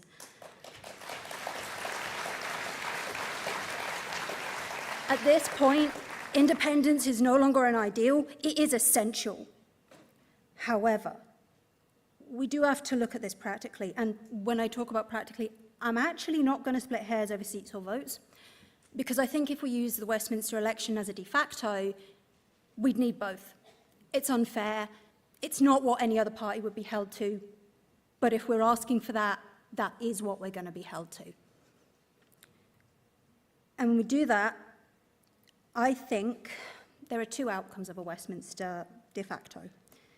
One, it goes well. We clear the sky-high bar. We get majority seats and majority votes. We get that despite the new voter ID laws and despite the inherent unfairness of the first past the post. But then what happens? We're the only ones treating this as a demand for independence. We turn up to Westminster, Labour or Tory, and we say, we're going to negotiate leaving Westminster now. What happens then? Well, they're going to turn around and say, well, how do you know they voted on independence? People vote in general elections for all sorts of things. They vote NHS, they vote education, they vote this, they vote that. How can you prove they voted for independence? And the brutal reality is, if we put it under the legal eye, we can't. We can't prove it because people vote for many reasons. Even if we tell everyone, vote for independence, they might ignore you. And even if they did, somebody will twist it in a way to make it suit their argument. And now look at the other option. It goes badly, or not even badly, but we only get seats, or the majority of seats, or we only get the majority of votes. First of all, Westminster is going to change the goalposts. If we get majority seats, they'll ask for majority votes. If we get majority votes, they'll ask for majority seats. And on top of that, we have the risk of voter ID laws being worse than we think, with a more severe suppression of the vote. Perhaps we just get unlucky. But watch how quickly Westminster will take that situation and turn it into the view that this was the second go and the once in a generation. And now we can never talk about it ever again because you had your second chance. And I don't think, I'm going to be honest, a de facto Westminster referendum, I don't think there's a way for it to play well for us. But more importantly, it leaves us without leverage. Amendment A would do two things. First of all, it demands that the referendum come back here to Holyrood. No more begging for Westminster for our democratic voice. We have the referendum, we have the right, and we pick the time and the place. And we turn around to Labour, because it's likely to be a hung parliament, and we say, you do what is right by the people of Scotland. You give us a referendum, you give us what we need to tackle the cost of living crisis. You do it, or you devolve it to us, because you are going to need us to have a functioning government. Yeah. Do it, or devolve it, or enjoy your hung parliament, Keir Starmer. Conference, please support Amendment A. Thank you very much, Emily. Our next speaker speaking against Amendment A is Luke Buchan from Peterhead branch, who will be followed by Kelly Parry speaking for Amendment B. Yes. Welcome, Luke. Thank you. Hello conference, my name is Luke Buchan and I'm the branch organiser for my proud town of Peterhead. Friends, the independent strategy resolution that's been brought to us today is inspiring. And speaking with members across my entire constituency of Banffshire and Buchan Coast, this resolution inspires them too. But conference, Amendment A only complicates our strategy and puts doubts in our activists' heads that we are not actually serious about gaining independence. We all know that complicated messaging through campaigns does not get through to our activists, let alone our voters. And this amendment makes my job as an organiser much harder to energise and get our activists campaigning and be the campaign machine that we know our party can be. And friends, this amendment is weak, confusing and pointless. Because why are we asking for another independence referendum when we've been ignored for 9 years? And this amendment offers nothing new, because at the end of the day, we are the party of independence, not the party of referenda. And friends, this amendment wants to ask Westminster for more powers to tackle the cost of living, when normally the only way we can truly tackle the Westminster cost of living crisis is with full powers of independence. There's people choosing between heating and eating, and energy poverty is growing. It's easy to kick independence into the long grass when you're middle class, but at the end of the day, we need independence now. So, Conference, I'm asking you to please reject Amendment A so we can actually win our Scottish independence. Thank you. Thank you very much. Luke.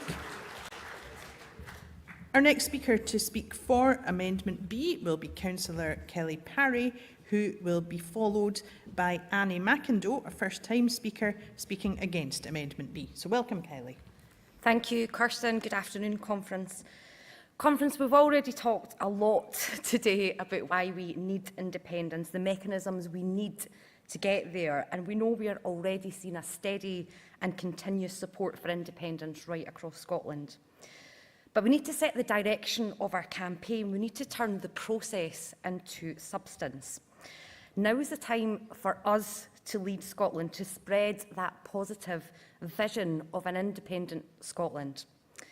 Conference, this amendment is at the heart of what we need to do. We need to get back to the day job of campaigning. And we need to get back to leading a unity campaign. We need to show people what an independent Scotland means. We need to show them what it looks like, what it feels like. And Conference, this is on us, individually, locally and nationally, but collectively, as a united movement, we must, as a party, show leadership on this. And we must energise people who are still undecided. We need to awaken those who so desperately need independence, but they just don't know it yet. And Conference, is easy to forget, in 2014, which feels like an absolute blink of an eye to me, that a 16-year-old voter today would have been 7 years old. So Conference, we've got a whole new generation of voters, new activists and new conversations to have. We need to ramp up our efforts and campaign like never before. It is time, Conference, and I urge you to back this motion and this amendment. Thank you. Thank you, Kelly. Delegates, our next speaker will be Annie McIndoe, a first-time speaker. Annie is speaking against Amendment B, and she will be followed by Stuart Dixon. Welcome, Annie. Thank you. I'm speaking against this amendment because where is our rebuttal department? We've been asking for a rebuttal department for years. Having a campaign ready for the end of the year is not good enough. It needs to be engaged on earlier. We need to be able to have the answers before we go out in the doors. And we need to be able to show the people that we're speaking to that we can see the way ahead. The other thing is, Scotland has had Brexit, it's had COVID, and now it's got a cost of living crisis. So as well as having an independence campaign, there has to be a campaign to build that confidence. People have to see that we can achieve things. We are in the middle of a propaganda war. We know the BBC are always telling us that Scotland's bad. BBC Scotland's always telling us that Scotland's bad. We must work together to get the messages out that Scotland's good. For example, CalMac, 94 to 95% performance to 100% performance during the summer. You wouldn't know that if you listened to the BBC. So I want this remit back because I want more than a campaign for the end of the year. And if we don't have the resources in HQ to do this, there are plenty of people in this room who are skilled and talented at a lot of things that will be able to bring it home as a rebuttal unit. Thank you for your time. Thank you very much, Annie. Conference, our next speaker speaking for Amendment D is Stuart Dixon, a first-time speaker from Tweeddale Branch, and Stuart will be followed speaking against Amendment D by Councillor Graham Campbell. So, a welcome to Stuart.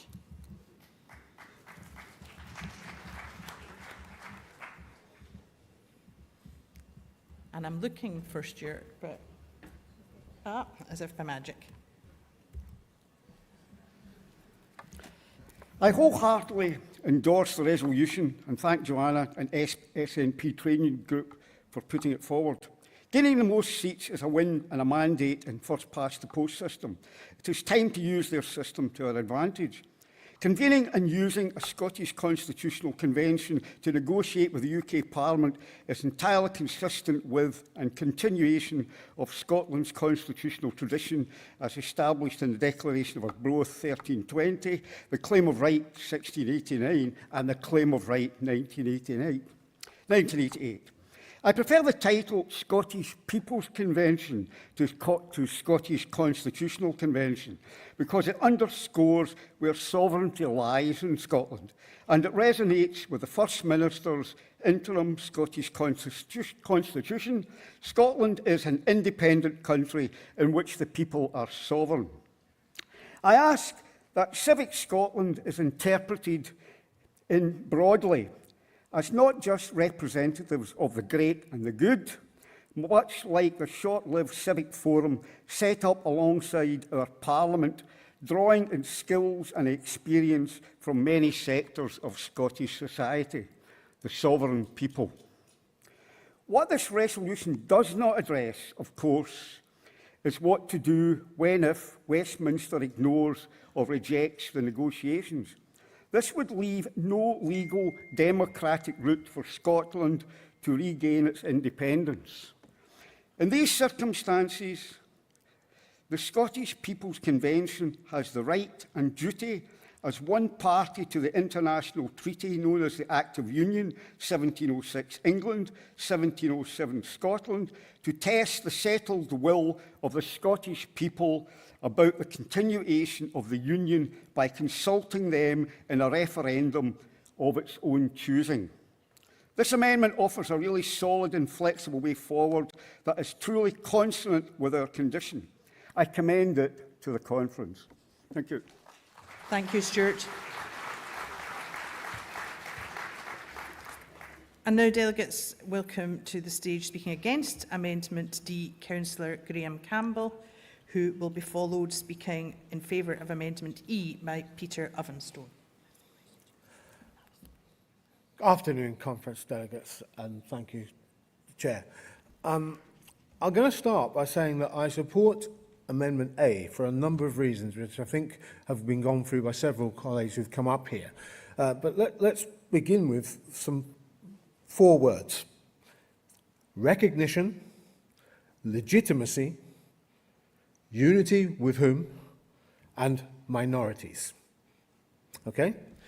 And I'm going to say the first thing is that we need the recognition of the legitimacy of our result by the majority of people who in 2014 voted no in the biggest ever test of public opinion we've ever had.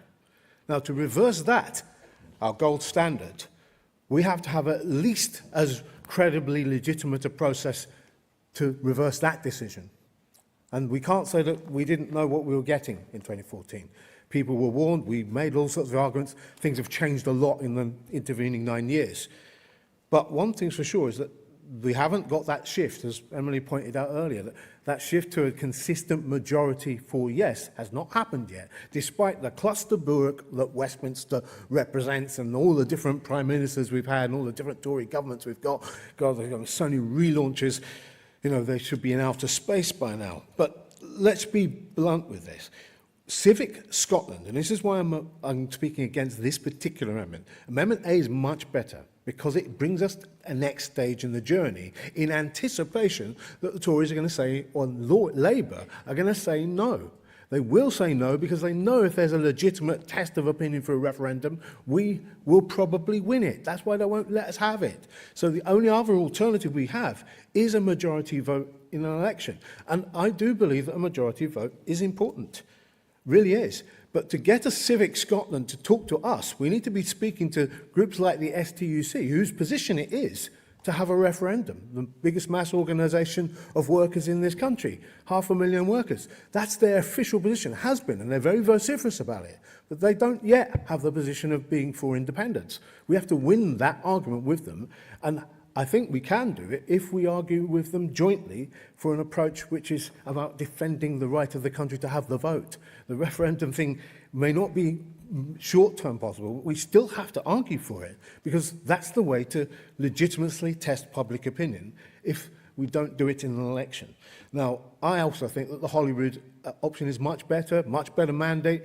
Minorities are better represented there, young people under 18, the 400,000 non-Scottish and UK citizens who can't vote in a Westminster election but can vote in a Holyrood. That is a much better test because it's a much fairer electoral system too. So people can actually vote for the party they actually believe in. Now, I don't think it's much of a strategy to tell ourselves that we will unite with people whose politics amount to less than 2% of the vote, who will actually lose us support in amongst large sections of the population who support our progressive values and agenda. We can't afford to lose them. Those minorities are not dispensable. They are the secret to getting that majority consistently over the line of 50%. So legitimacy, minorities, recognition. Thank you very much, Graham. Delegates, our next speaker speaking for Amendment E is Peter Ovenston of Peterhead Branch, and he will be followed speaking against Amendment E by Greg McCara of Amond Valley Branch. So welcome to Peter.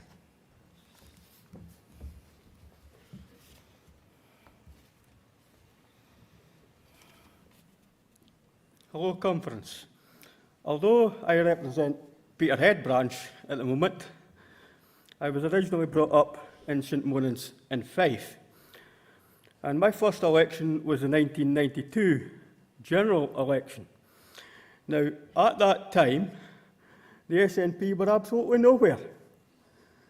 You know, the only people that could get away a Tory was Mingus Campbell, the Liberal Democrats. That's the way first past the post works. And also, I have a 17-year-old daughter who doesn't get to vote in a general election until a week before the 10th anniversary of the independence referendum in 2024. So I think your thing is that people vote in elections for a whole host of different reasons.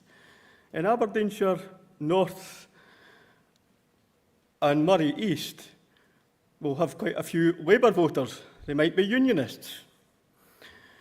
We have Liberal Democrat voters that we all want to get behind us so that we can get rid of David Duckett, who's the local Conservative MP at the moment.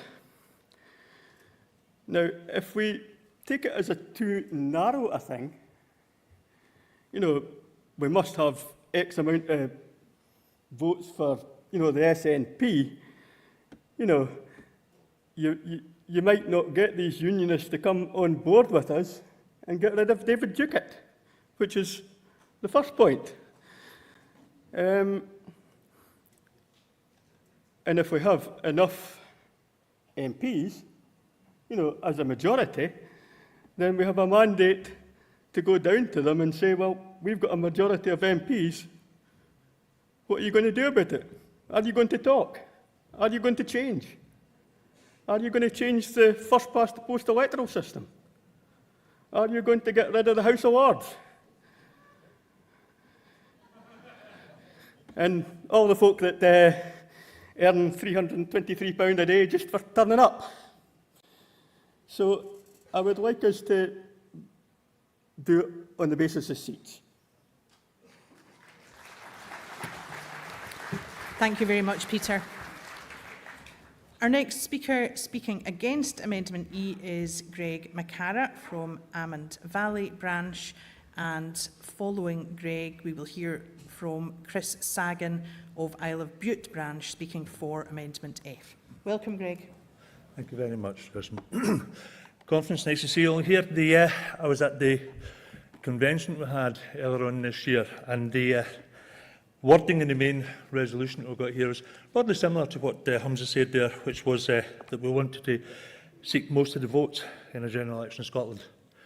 The resolution which we've got in front of us uses those words. It was signed off, not just by Hums and Stephen, but also by NEC, who know the difference between a simple majority and an overall majority. So most of commonly means a simple majority. You're a bit more explicit when you mean overall, but and I agreed with that. I agreed with that back in the first time it was said, and then when it was published here. So I'm kind of going to argue for that. I can see the wind, the way the wind is blowing in this, so I'm not going to be overly precious about this, but I just want us to have a few caveats, a few thoughts on this. I used to be a UK-level trade union negotiator before the referendum, and in that, I knew the levels of what I could do and what kind of authority I had. I once signed off on a 3-year deal, 15.1%, but I initialed it and said that's subject to it being agreed by my executive, who will then ballot the members. And I'm a senior member of the academic staff representatives came along and said, Greg, see if you agree to just agree it today, sign it off today, we'll give you an extra 1%. And I said, no. It was democratic. We've got to go back to the exec, who will ask the members, who then, by the way, did vote overall for it. That's mandates, that's authority. We've agreed this. I think we're going to agree this easily, that when it comes to signing off on independence, it's the people of Scotland, it's not any other process. They will do that. But we're at an interim stage just now. For mandates, you know, but we act as if a mandate is a binary thing, as if it's one thing is a mandate and nothing else is. You can get a mandate for something, and if you don't get that, then you've not got anything at all. It's a sliding scale. I've heard many people argue, we'll not get independence until we get 60% of the vote. Well, yeah, okay, let's say 70, let's say 90. You can make up a figure. I never once went into negotiations saying, we're going to talk about things that we want, and by the way, beforehand, I'll tell you what, we're quite willing to insist that it goes to a ballot where we need 75% turnout and 80% support. We never did that. No, you didn't either. You don't sell the jackets before you go into a negotiation. You don't even sell the simmets. So we've heard talk about 60%. It's good to get. Let's strive towards it. We don't require it to make progress. Ultimately, we'll want a majority vote, but remember that a simple majority, well, Theresa May formed the government in 2017 on the basis of a simple majority, not an overall majority. Here's the big one. 2007, the Scottish National Party formed the government of Scotland by getting 1 seat more than the Labour Party, 47 to 46. We used it well. It led to the next election, which we won. And don't throw away any mandate. So in the framing of a manifesto, please frame it so that every mandate is useful. There is just some better than others. Thank you. Thank you very much, Greg. Conference, our next speaker, speaking for Amendment F, is Chris Sagan from the Isle of is a first-time speaker, and he'll be followed, speaking against Amendment F, by Michael Russell. Welcome, Chris. Thank you, Conference. First-time speaker, I joined the party in 1976, and here I am with something different to say than our leader. That's fine. It's, we're all in the same team. We all want independence, and we're open to debate, so I'll just get on with it. The first word in our manifesto is going to be vote. Vote. Vote for the Scottish National Party, for Scottish independence. Vote is the first word and the most important word. We need the votes. We need people to vote for the Scottish National Party for independence for Scotland. That's what we need to do, and we need to get that vote count up and up and up until it's at an acceptable level for us. That's our challenge, people, to get that vote count up from where it is now to where we can say without any hesitation, without any contradiction, that the people of Scotland want independence. How do we do that? Well, I would suggest, ladies and gentlemen, that we say less, not altogether, but we say less about getting away from Westminster. We say less about escaping from the UK. And we say more about our vision. We have to get the people of Scotland to buy into our vision of a prosperous, successful, independent country in Europe. We do that, of course. What will help us, of course, would be to use examples, and the best examples in my mind are Ireland and Denmark. Both countries about the same size of us, both countries independent and both countries within the European Union. Both countries with the highest standard of living in the world. Meanwhile, Scotland, still, unfortunately, still with some of the lowest life expectancies in Europe, some of the highest poverty and deprivation in Europe, and the highest drug deaths in Europe. The reasons are stark and obvious, ladies and gentlemen. In Ireland and Denmark, they have prosperity. In Scotland, we have austerity. Prosperity as independent, and in Europe, austerity because we're chained to the UK. Ladies and gentlemen, Ireland and Denmark did it by liberating their people, by getting their people motivated, by getting them to buy in to their country, to become successful individuals in their country. Scotland's biggest resource, ladies and gentlemen, is not oil. It's not electricity generated by the wind or from the wind. It's not whisky and it's not tourism. Scotland's greatest resource is the people of Scotland.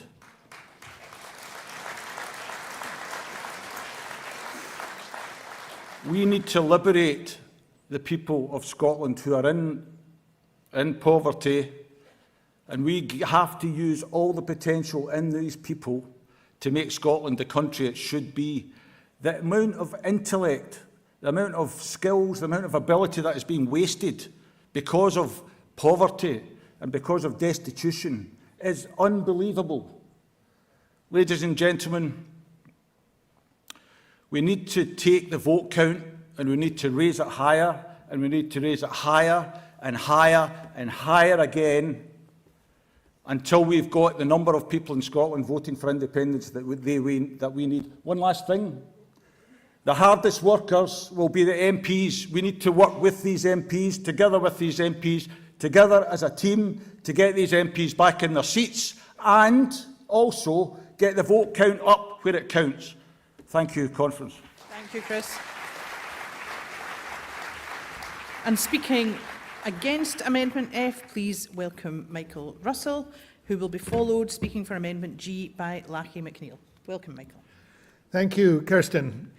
I'm speaking against Amendments F and G, not because I don't believe they're well meant, but because I don't believe in making life more difficult, and certainly more difficult to deliver what the people of Scotland really need. I agree with Humsa and Joanna at the beginning. We've got a real opportunity today to settle this issue, to make sure we move on from talking about the process of independence to talking about the promise of independence. Independence that will change every single life in Scotland for the better. And I don't want to wait for that. And I don't certainly want to wait upon opponents who do not have, you'll be surprised by this, our best interests at heart. Because what Greg McCarra has just said is absolutely true. Remember the 40% rule. Do you think that if this party said it'll be 50% plus one, that Alistair Jack, you can boo now if you want, that Alistair Jack would not say, no, it's 55%, or it's 60%, or it's got to be held on a Tuesday when the moon is waning. They will do anything to stop this happening. Remember what Winnie Ewing said, Britannia waives the rules, and that is precisely what will happen.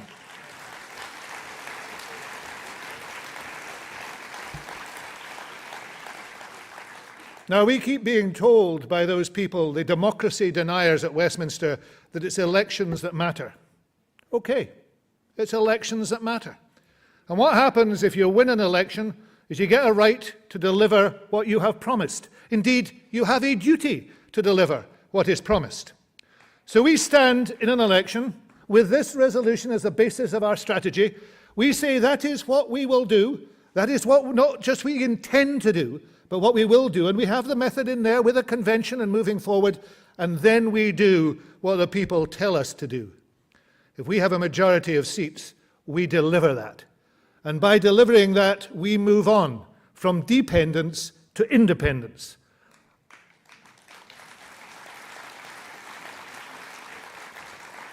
This has been a great opportunity this afternoon and a great debate. but we've got to finish it properly. And we have to finish it with every respect for those who believe that the mandate is 50% plus one. I'm sure they believe that. We have to finish it by saying we need to do this in a way that we will win. That means making sure we get the majority of seats. And that is why these two amendments are wrong. Thank you. Thank you, Michael. Our next speaker, delegates speaking for Amendment G, is Lachie McNeill from Glasgow Shettleston branch, and Lachie will be followed, speaking against Amendment G, by Angus Robertson MSP. Welcome, Lachie. Conference, I'm here solely to speak in favour of supporting Amendment G as against Amendment E. The solemn duty of this party is to defend at all times the sovereignty of the people of Scotland. It's not to get what we want, it's to defend the sovereignty of the people of Scotland. The will of the people of Scotland is determined by votes, not by the vagaries of a Westminster first-past-the-post system, which we have never ceased to condemn as an inadequate means of identifying the wishes of a nation or a people. And therefore, folks, it's quite simple. Vote for Amendment G as against Amendment E. One last thing. If you don't, if you go with Amendment E, I make one last plea to this conference. Can we please go forward believing that we are actually capable of winning considerably more than 50% of the vote? If we don't believe in our own vision, it's not worth putting before the people of Scotland. Thank you, Lachie. And delegates, our final speaker in this debate speaking against Amendment G is Angus Robertson, MSP. Welcome to Angus.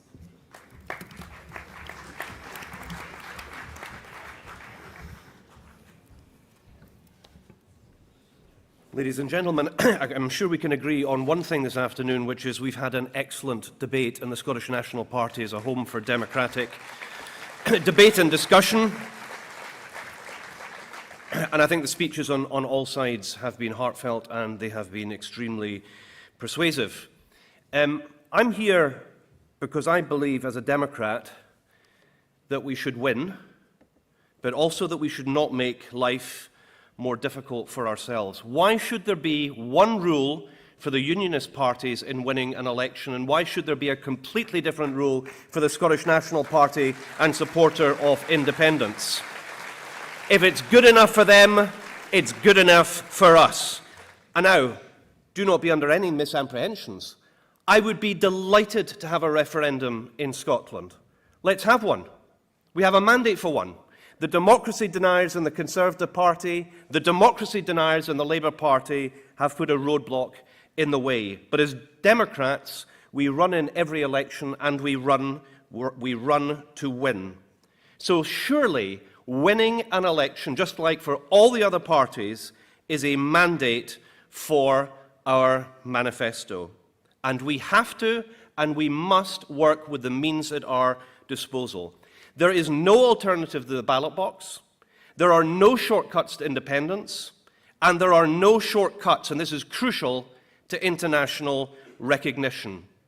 So, I'm asking you this afternoon, please oppose Amendment G. Now that it's been moved, please vote against Amendment F, support the resolution and the amendments A to E, and let's go forward to deliver independence. Thank you very much. Thank you very much, Angus. Conference, that is the end of an excellent debate. So we will now move on to the summing up and then to voting. So for the summing up, I'm going to take each amendment in order, and if the mover wishes to sum up or waive, if they could indicate as appropriate, and then we'll move on in that way. So for Amendment A, I'm looking for Tommy Shepherd to either come to the stage Here he comes. Thank you very much, Tommy. If I can ask Tony Giuliano to be ready. Over to you, Tommy. Thank you, Kirsten. I just want to speak very briefly to some of the points that have been raised and what I also think has been an excellent democratic debate, the like of which you will not see at any other party conference in the United Kingdom. The arguments that the amendments have made for a majority of votes only apply if you wish to regard next year's general election as a referendum on Scottish independence. If that is your view, then yes, it should be a majority of votes rather than seats. And that is the crux of this debate. But it is not a referendum. It is a general election, not our general election, not our rules, not our game, but it's one that we participate in. And we should not participate in that, applying to ourselves a different and a higher test of success than that which our opponents apply to them. And we certainly cannot afford to go into that election and win a majority of seats and then be told that we have a mandate for nothing at all. So this resolution and Amendment A is about making sure we have a clear mandate to take our campaign and our journey to independence forward and to advance those demands after that election to a new UK administration. And some people have said, I heard somebody say, oh, we're just setting up another thing for them to say no to. Possibly, but we don't know that. And if you say that the outcome of the general election cannot allow for the possibility of change, then you might as well not have that election in the first place. The truth is we could be facing a different situation, a historically new situation, and that is to have a so-called left-of-centre progressive government in the UK, which does not have a mandate in Scotland. That would be the first time ever that would happen in the history of this union. And it would be a new situation which gives us new opportunities. But conference, remember this. This resolution in Amendment A clearly says that if they continue to ignore us, to disrespect us, to say no, then we will say yes. And we have an opportunity coming in 2026 to make sure that on our terms, we can repurpose that democratic event to allow the people of Scotland to have our say. So conference, keep the head. Let's be clever, let's be thoughtful, and let's have a strategy that takes us not just to this election, but beyond it to the next one. Thank you very much, Tommy. Can I now call Tony Giuliano, if he would like to sum up? He has amendments B and C. Thank you, Tony. Conference, I want to speak directly to the fellow member who spoke against the Amendment B. Your frustration is my frustration, which is precisely why I have tabled this amendment, to allow us to have a campaign that speaks directly to the people of Scotland, that speaks directly to our activists who are pounding the streets, who need and require the arguments to make the case for independence on the doorsteps. You also talked about a propaganda war. It's precisely why we need a campaign to bring our arguments to life and meet people where they're at, speak their language, inspire once again. That's why I'm asking you to vote for the amendments, both amendments B and C, so that we can take our message to every community and every door and get Scotland voting yes to independence next year. Thank you, Conference. Thank you very much, Tony. And to sum up for Amendment D, I see that Joanna Cherry has anticipated that I would be calling her. Thank you, Joanna. If I could ask Jim Finlayson to be ready, if he wishes to sum up for the next amendment. Thank you, Kirsten. Conference, to reiterate, I'm urging you to support this resolution with Tommy's Amendment A and my Amendment D. If we do that, next year's general election will not be a de facto referendum, but we will have a manifesto with independence at its heart and a fallback position if the UK government won't recognise our mandate. These fallbacks will include the option of treating the next Holyrood election as a de facto referendum, and because of my amendment, the option of bringing the wider movement and Civic Scotland together with us into a constitutional convention. And I just want to remind you of the manuscript amendment that Kirsten read out at the beginning. If you look at paragraph 6, what with Humza's agreement, I want to add, after the words, the Scottish Government is empowered to begin immediate negotiations with the UK Government to give democratic effect to Scotland becoming an independent country, I want to insert there, open inverted commas, and establish a constitutional convention constituted by the MPs elected to Westminster, MSPs and representatives of Civic Scotland to assist such negotiations. Conference reaffirms the commitment to set up a constitutional convention which was made in January 2020. That's what you're being asked to support. And of course, a commitment to set up a constitutional convention was made in January 2020, but then COVID intervened. But if you support this motion, my amendment, it will happen. And I want to thank Humza for saying that it will happen. And I want to thank the trade union group for their support and urge you to go to their fringe meeting this afternoon. And I also want to thank Amy, Jamie Hepburn and Stuart for speaking in support of my Amendment D. I'll just briefly address the points made against it by Graham. Graham's opposition seemed to boil down to not wanting to work with small parties or those with whom he disagrees. But of course, we're already working with a very small minority party that got less votes than the Tories in Rutherglen, and that's the Scottish Greens. We're already working with them. And we cannot pick and choose which minorities are heard. The voices of all minorities must be heard, and so must also the voices of all women who make up more than 50% of the population of Scotland, not just those women whose views have been approved in advance, particularly not by a man. So I don't think the reasons for opposition to the motion make any sense. And I also, to my amendment, make any sense. And I also disagree with the remit back, because my Amendment D and Tommy's Amendment A are designed to give us a fallback position if the next government refuses to come to the negotiating table. That's what they are for. So please support the resolution with my Amendment D and Tommy's Amendment A. Thank you. Thank you, Joanna. To sum up for Amendment E, can I check if Jim Finlayson wishes to sum up? I think I see him approaching. And could Chris Hanlon and Pete Wishart be ready to come to the stage if they wish? Thank you, Jim. Thanks, Kirsten. I'll be very brief. The resolution of the amendment was basically tidying up. It was tidying up with semantics, and I think that's quite clear to everybody in here. There was a couple of points though that come up during the discussions. First of all, the member who come up and spoke and stated that we'd won majority of seats before in the UK Parliament in Scotland and nothing has happened. But what I'd say to that member is that if we have it in our manifesto that a majority of seats is a mandate, which we haven't had since we've won a majority of seats, then that is a definite mandate, and it's a legitimate mandate, as well as Michael Russell pointed out. The other point was from Ian from Ballochmyle, and he spoke about the dissolution of the Act of Union.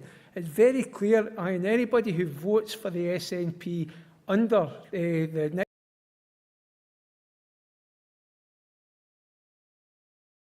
for Scottish independence will actually be clearly voting for a dissolution of the Act of Union. Thank you very much. And can I ask if Chris Hanlon wishes to sum up for Amendment F, if he would like to come to the stage, and he'll be followed by Pete Wishart if he wishes to sum up Amendment G. Thanks, Chris. Thank you, Convener. Delegates, it's been a strange day of surprises and strange bedfellows, and you're to be congratulated on conducting a civil and interesting debate, and I hope we make a rational decision and we can go forward together in unity from this point on. It's odd. I found myself agreeing today, strangely, surprisingly, with Dovidas and Pete Wishart in ways that I never thought that I would. You know, I am personally a passionate believer in popular sovereignty, the basic fundamental principle of the Scottish Constitution. You are sovereign, nobody else. It's not going to be a case of, does Westminster recognise this? Will Westminster let us? Please, sir, please, sir. No, this is going to come down to, like all successful independence movements, do the people of Scotland recognise this? Do the no voters of Scotland recognise the result as legitimate and agree that that's how we should proceed? What Westminster thinks is neither here nor there in the long run. We propose an election where a majority of seats carries the day. We could manage that with a lower percentage of the vote than we got in 2014. Will no voters come out the next day and say, fair enough, you won fair and square, 42% voted for India, so I guess we're negotiating leaving the UK? No. No, they flipping won't. Because that would be an outrage. And what if we decided today that we should go with a majority of votes for SNP candidates and not for all independents supporting candidates? It sounds fairer. But if 48% vote SNP and a further 3% vote Green, what will happen? Will no voters say, I go on then, that's close enough? We know you said you needed to get 50% of your own, but fair play, you can have your independence. No, they flipping won't. And that too would be an outrage because the majority of Scots would have voted for independence and they still wouldn't be getting it. It has to be a majority of votes for all independent supporting candidates, and it needs to be on an ongoing basis. That needs to be our fallback position. From here on in, the union is on notice. Thank you very much. Thank you very much, Chris. And to sum up for Amendment G, welcome Pete Wishart MP.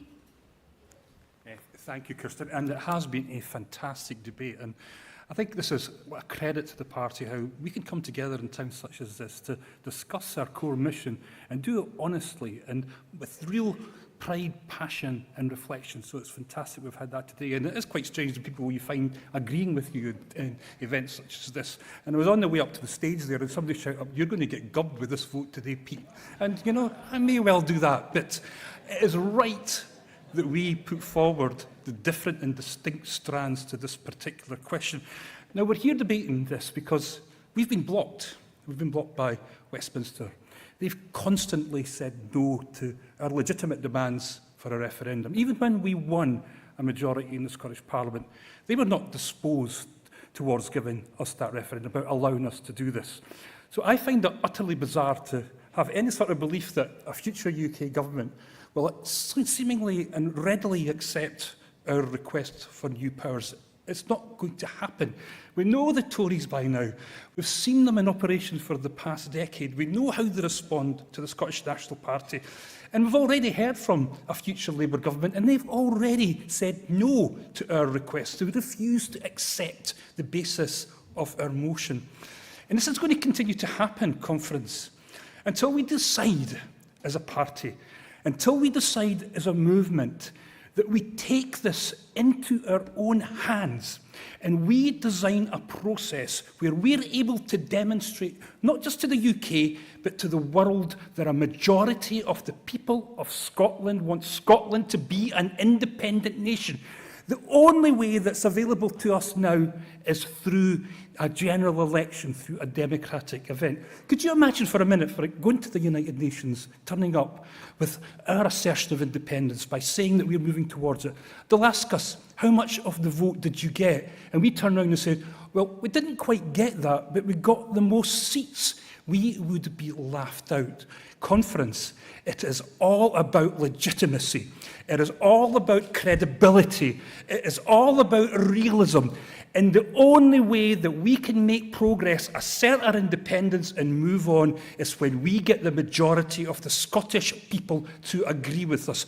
There is no other shortcut to it. There is no clever motion that we could present to circumvent that. The only thing is a majority. It is up to us to deliver it. Thank you very much, Pete.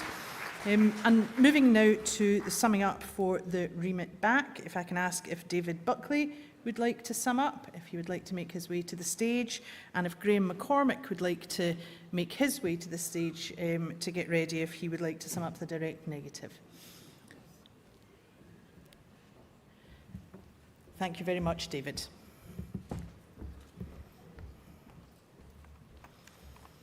Hello again.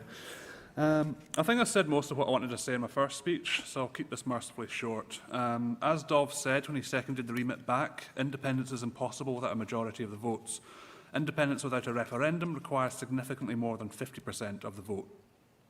We can only negotiate independence if we have leverage, and this strategy gives us none.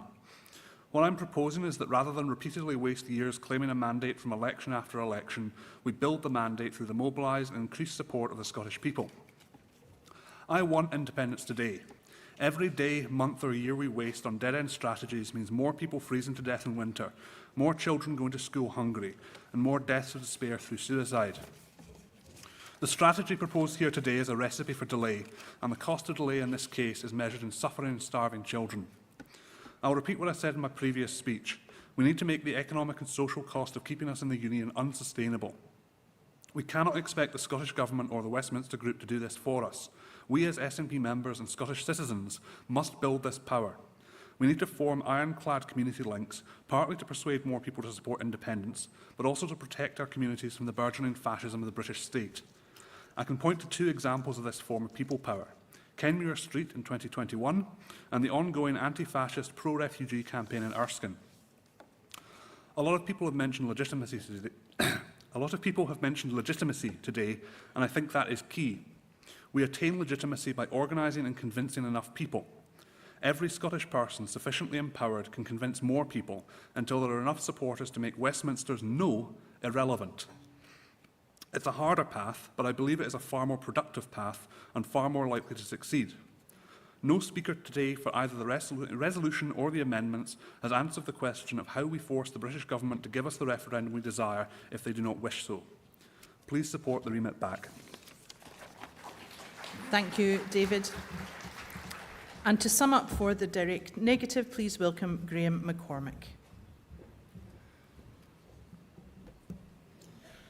Kirsten, can I just clarify? Joanna mentions the name Graham. There have been at least 2 Grahams contributing I think it was to this the other debate. Graham from my hearing. Was it right? of it. Okay. She can come and correct me if I'm wrong. I don't think she's correcting me. Right. Okay. Thank you very much. We could be independent in 12 months, but we've got to have belief, self-belief, belief in each other's, and believe that our destiny is right. But if we accept this motion, and more or less all the amendments to it, we're kicking it down the road. We can dissolve the Union in 12 months. If we win a majority of the votes for independent supporting parties, then we can instruct our MPs not to take up their seats, create a provisional government in Edinburgh and dissolve the Union and tell the UN and the international community that we're off. You can do that, but we've got to have belief. And if we all actually contributed towards that, we would get all the independence movement together and be successful. I firmly believe that to be the case. Now, I told you this morning about a means by which the Scottish Government could really relieve the energy problems that everyone's facing. They can do that just now.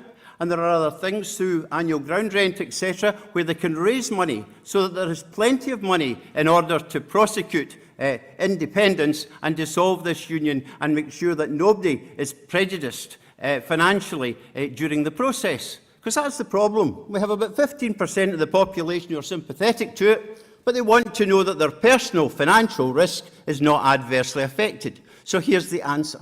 So these are the things which we can do, but we've got to have faith in this. You know, I sometimes worry, that we're scared of success in this party, because success is not winning elections. Success is winning independence, and that is what we should be doing. But we can change this negative, I'm finishing off, we can change this negative into a positive.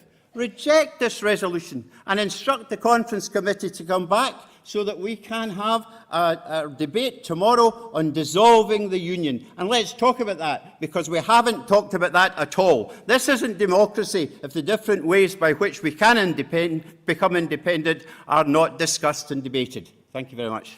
Thank you, Graham. And to sum up for the resolution, please welcome back Humza Yousaf, MSP.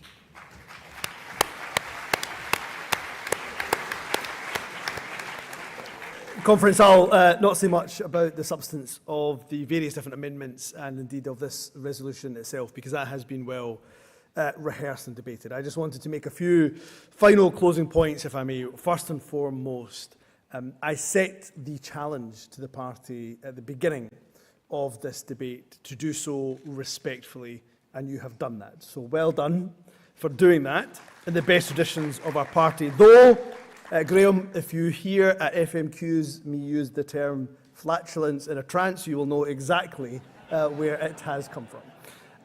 The second thing that I wanted to say, and I said in my opening, was we have had a robust, passionate, energetic debate around our future strategy. But let me be clear. The talk of process, whatever the party decides, is now done. Let's get on with talking about why independence is necessary. Let's talk about how it can transform the lives of the people of Scotland. Because a number of speakers said, well, the dial just hasn't quite shifted as much as we would have thought, given Brexit, given the chaos of the UK government, given the cost of living crisis. That's because while we point out the failings of Westminster, which is all right and well to do so, we have to give people a reason to vote for independence. So that's it. Process, that discussion we have had. Whatever conference decides, I will abide by it. Let's all abide by it. And that's my last point, is unity.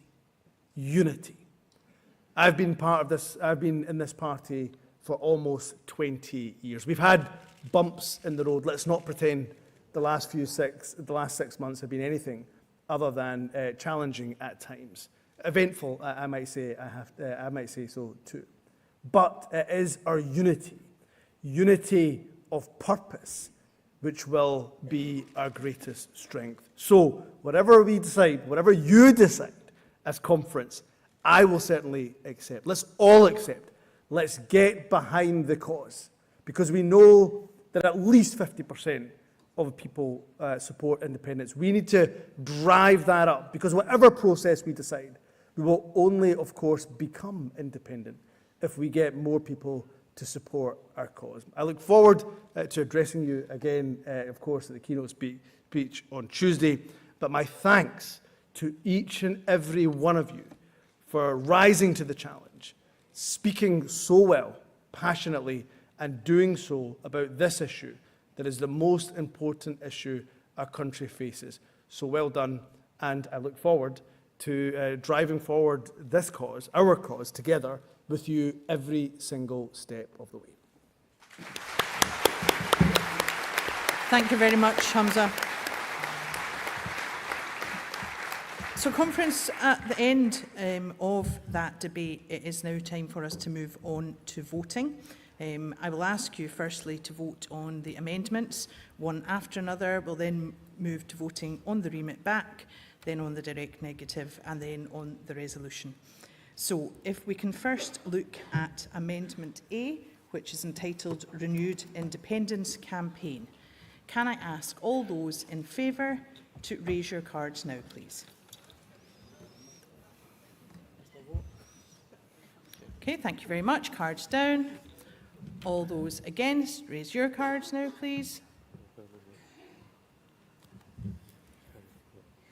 Thank you very much. Resolution A passes overwhelmingly. So we'll move now to voting on Amendment B, which is entitled Renewed Independence Campaign.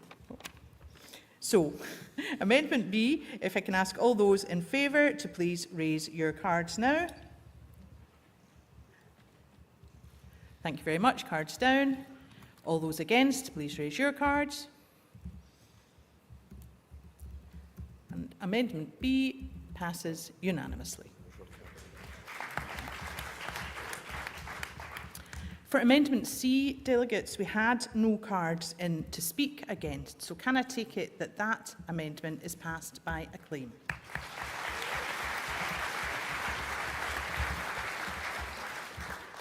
Thank you very much.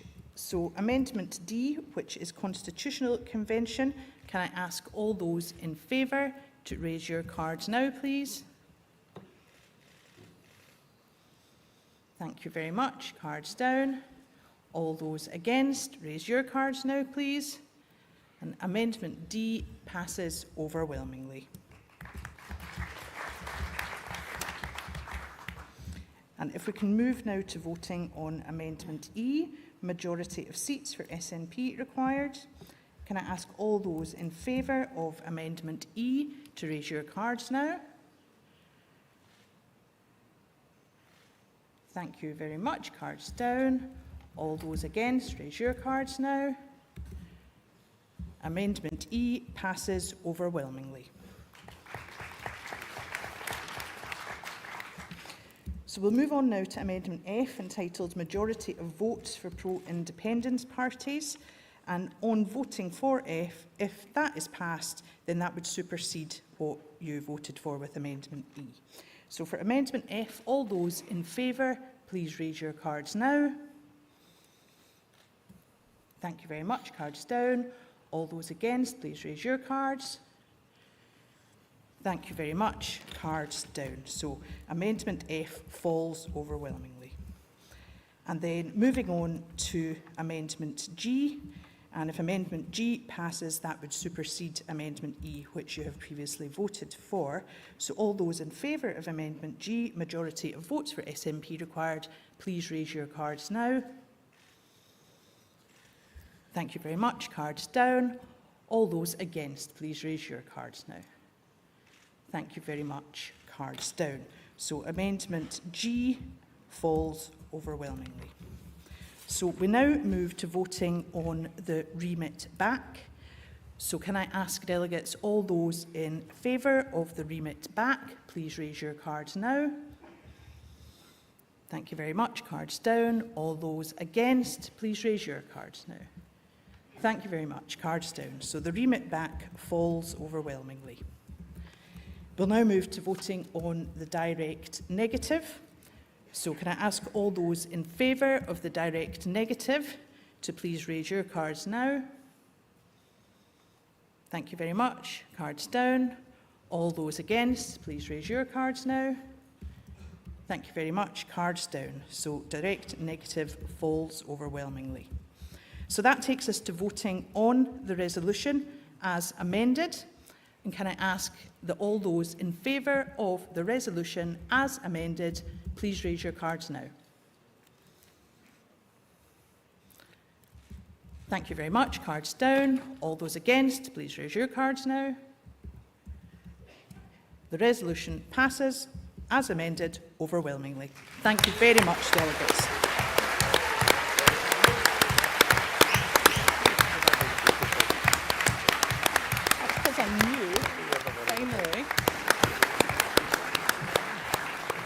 Thank you all very much for your contributions. Delegates, I know that we have taken a lot of time to go through that. You will see that we have pushed the envelope as far as we could in taking speakers, but I think that that was very important. It does mean that we're a wee bit behind schedule. So, with apologies to those who are on the agenda still to come, I am going to move on our agenda, and we will call... Point of order, Stephanie. Come on up. Which minister comes first? Okay. Thank you very much. Point of order, Stephanie Milner. Sorry for a point of order, but about the internal session that's due to come. So the governance review was only made available on Friday and not announced by email until Saturday. This is... Because this is an internal session matter, Yeah. so I'm very happy to take your point of order. Okay. But can we take it in the internal session? Can we take it at the start because Yeah. it is about the scheduling? Yeah, that's of- absolutely fine. Okay. Yeah, thank you. So we'll take Stephanie's point of order, which we've now got advance notice of at the start of the internal session. So we have two ministers. We were to have one Cabinet Secretary, and unfortunately Shona Robison is unwell. We have Mary McCallan, the Cabinet Secretary for Net Zero and Just Transition, and Jenny Gilruth, the Cabinet Secretary for Education and Skills, here in her place, and I'd like to welcome them both to the stage.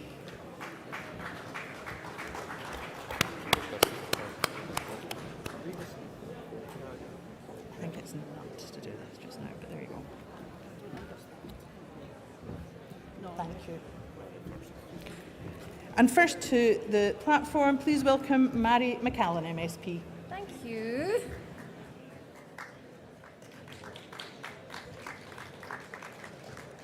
Folks, I know you've been sitting for a long time and we've already run over, but whilst everyone's doing what they need to do next, we're just going to continue. I know you had been expecting to see the Deputy First Minister, Shona Robison, but as Kirsten says, Shona has COVID, and we all wish her a speedy recovery. But in the meantime, Jenny and I are really pleased to get the chance to have a word with you about our respective roles in Cabinet on climate change and on education respectively.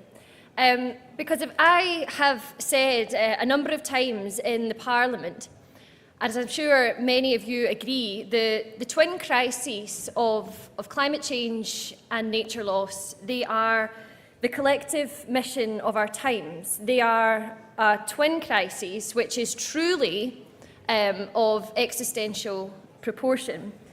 Once a seemingly distant threat, I think we would all agree that this summer, more clearly than I think ever in the past, we have seen the impacts of climate change depicted throughout the world. And in July, the UN Secretary-General Antonio Guterres, he observed that the evidence is everywhere. Humanity has unleashed destruction. And just last week, many of you will have experienced those unusual weather patterns for yourself. In Argyll and Bute, for example, we experienced a month's worth of rain in 36 hours, which damaged homes, it closed roads, it ruined crops. And similarly, if you can believe it, a summer challenge for Scotland now is managing water scarcity, which is quite unbelievable in a country like Scotland that's famous for how often it rains. But I mention this because as we begin to feel the impacts of climate change here in Scotland, we should be in no doubt that there are communities throughout the world who right now are on the front line of the impacts. Often these same communities have done little or nothing to cause the problem.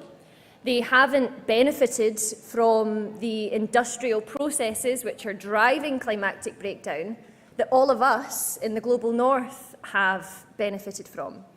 And of course, that is the great irony at the heart of the climate challenge.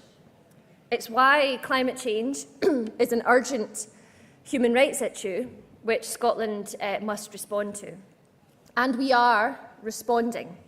Scotland was among the first nations in the world to declare a climate emergency, and since then our Parliament has set what remains some of the most stretching climate ambition in legislation in the world. And I am so proud of what our party and government has already delivered, which has taken us to being at this moment halfway to ending our contribution to climate change. This includes having launched ScotWind, which is the world's largest offshore floating wind leasing round. This will bring in billions of pounds of option fee, rental revenue and supply chain investment, as well as an additional capacity of up to 27 gigawatts. Meanwhile, our £500 million Just Transition Fund is right now supporting communities, businesses and people and local business to make the transition in the North East and Moray in a fair and managed way. We're also investing £100 million in hydrogen, including recently investing in a hydrogen hub here in Aberdeen. In transport, we're providing free bus travel to millions of people in Scotland.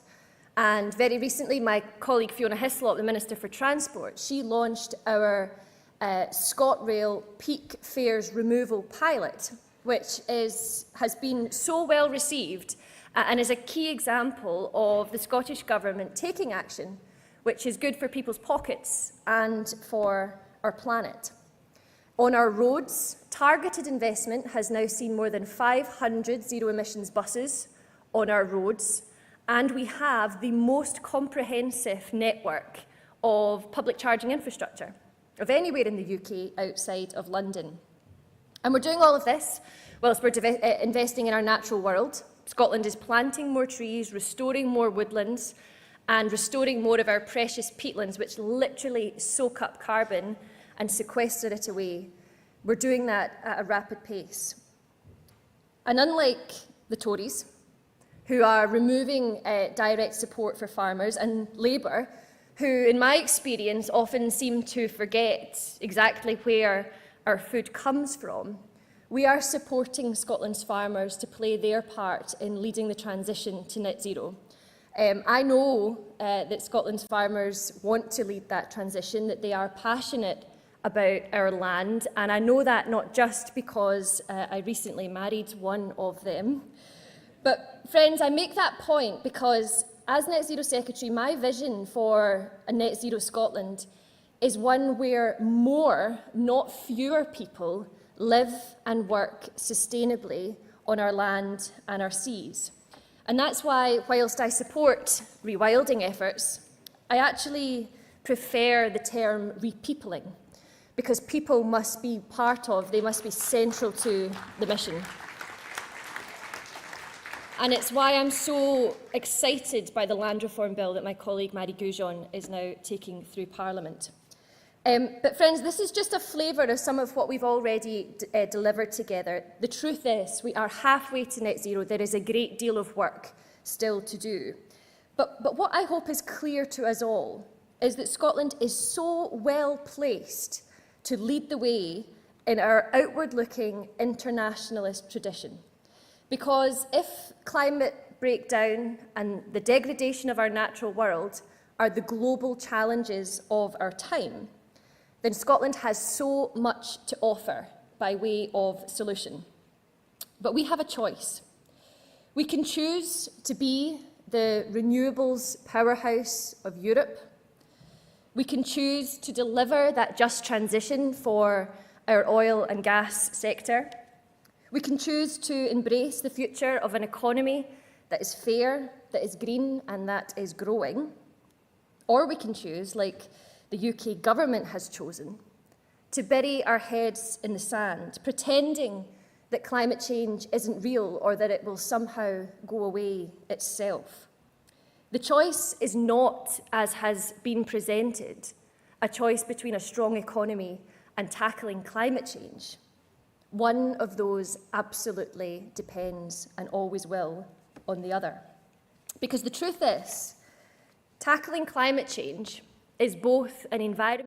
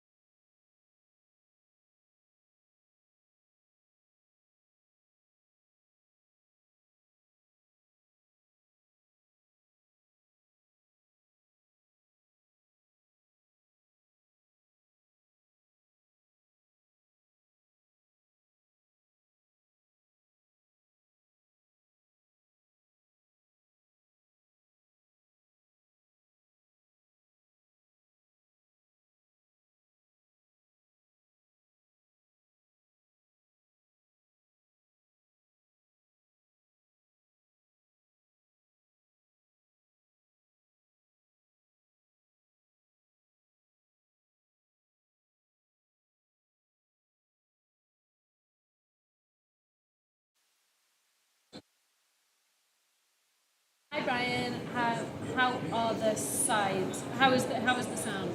Can you hear me okay?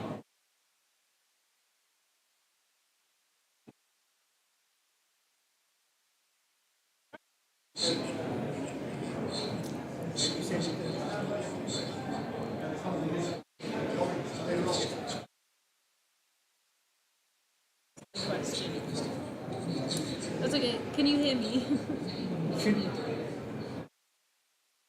Yes? Fabulous. Well, I am joined by Vicky Nicholson, a councillor for Inverleith Ward in Edinburgh. Hello. Vicky, welcome to Broadcasting Scotland. Thank you. How are you?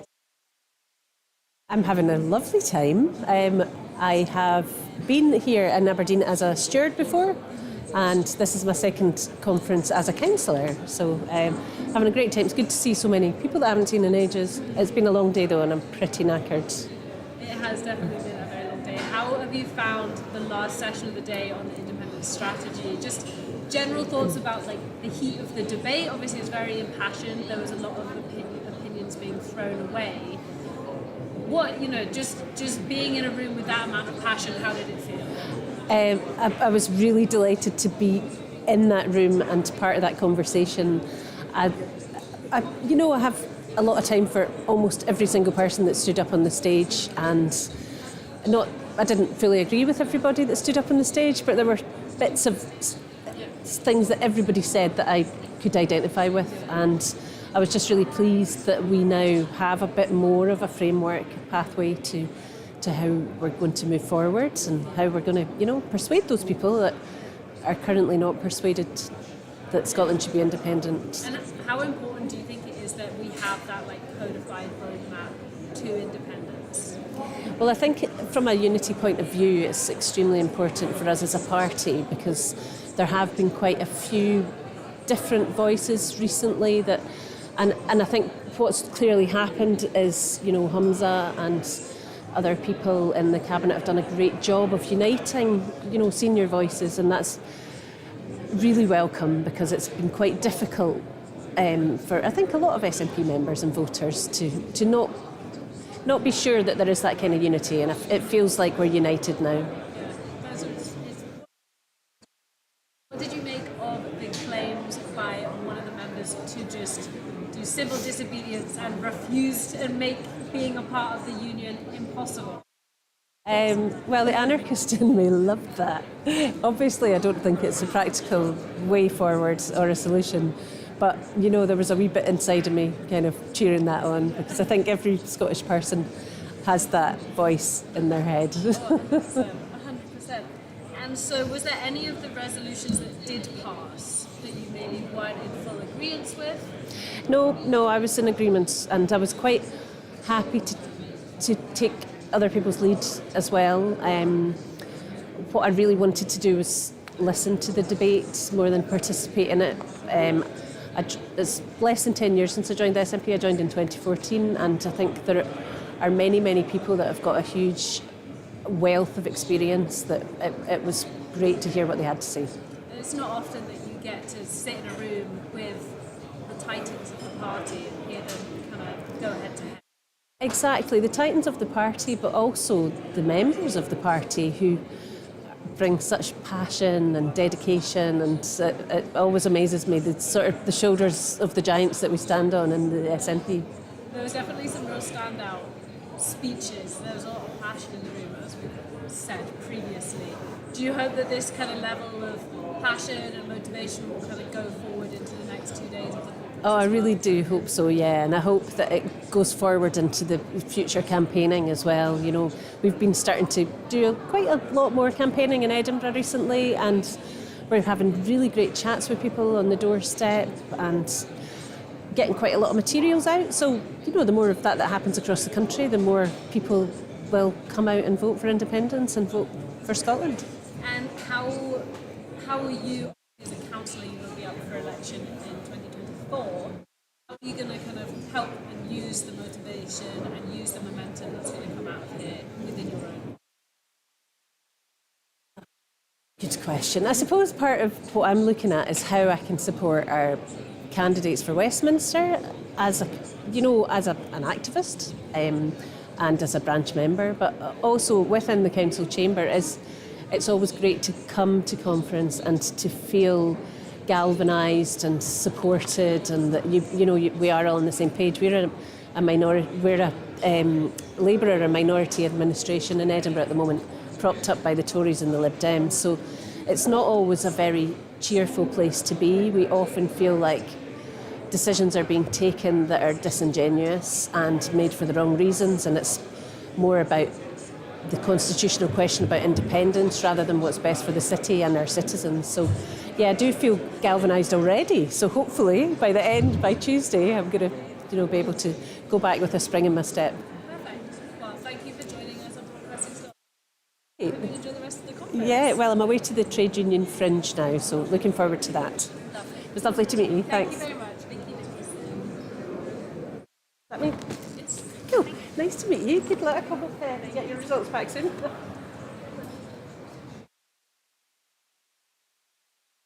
Thank you, Brian.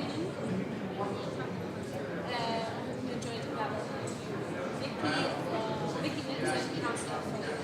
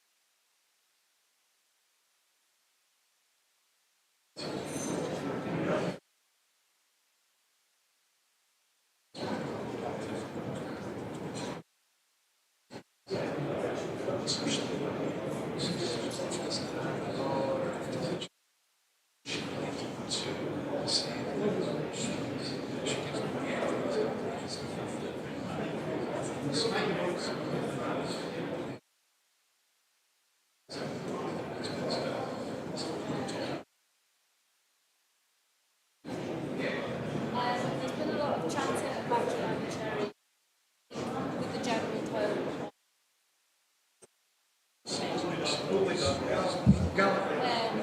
With how's that for you now, Brian?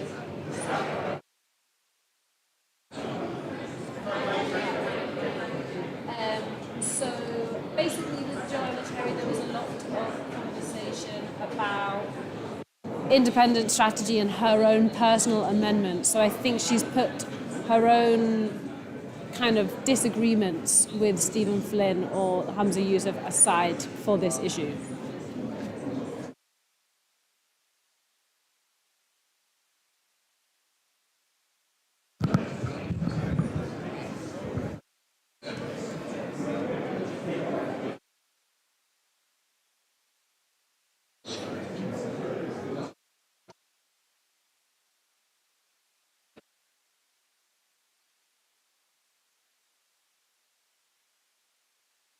Yeah.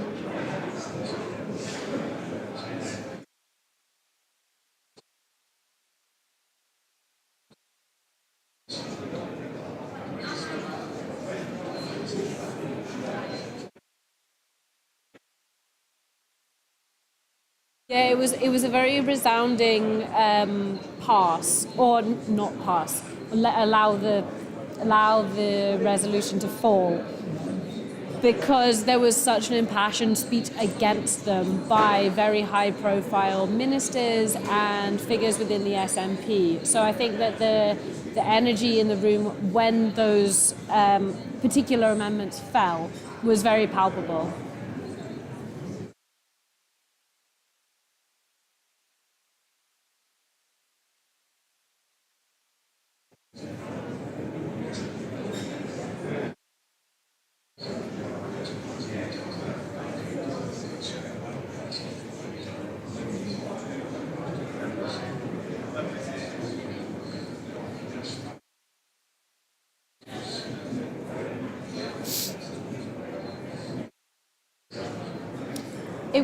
That distinction was one of the most interesting because there were so many opinions on either side of the debate. We've not had a chance to speak to anyone, but as you would have seen through that debate, it's hot, it's very heated. A lot of people believe that votes are the necessary thing to push independence up above a level where Westminster can't say no.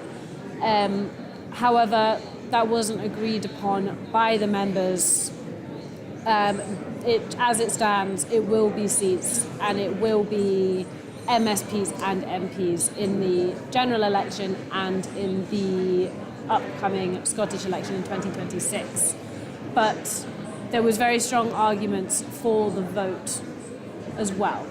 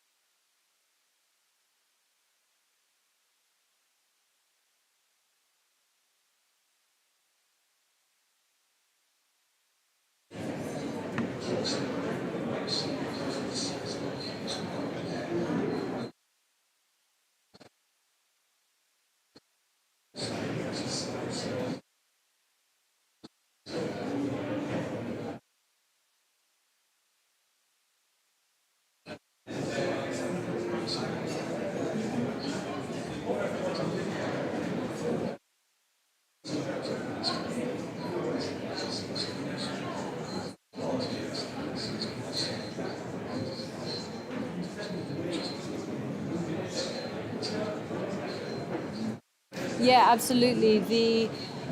If you're adding in Alba and Green and the SNP, then you would absolutely have a pro-independence majority. But that, I don't think, passed. And it was a very interesting conversation about whether it should be more than second place or whether it should be a complete majority. 51% was thrown around a lot. So it is the shifting of goalposts. It's very difficult to know what the SNP can push going forward, and then on the other side, what Westminster might accept. Because there is a very strong possibility that whatever parameters the SNP set, Westminster can just reject. So it's a lot of cat and mouse. It's a lot of trying to predict what other people are trying to say. So yeah, don't envy the SNP in this situation. It's going to be very difficult for them.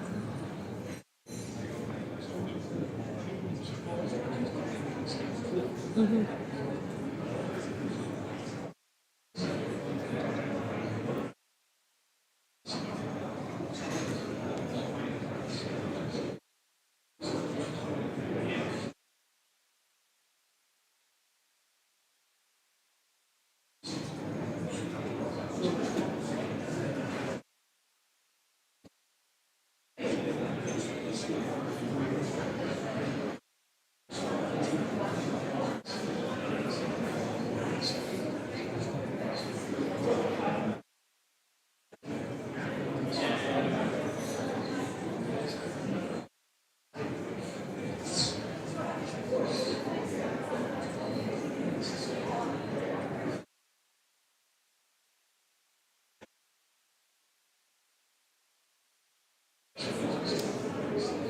The speeches were very well received, particularly the resolution at the very start around the situation in the Middle East and the conversation from Hamza Youssef about unity. Incredibly well received, and I would say almost unanimous.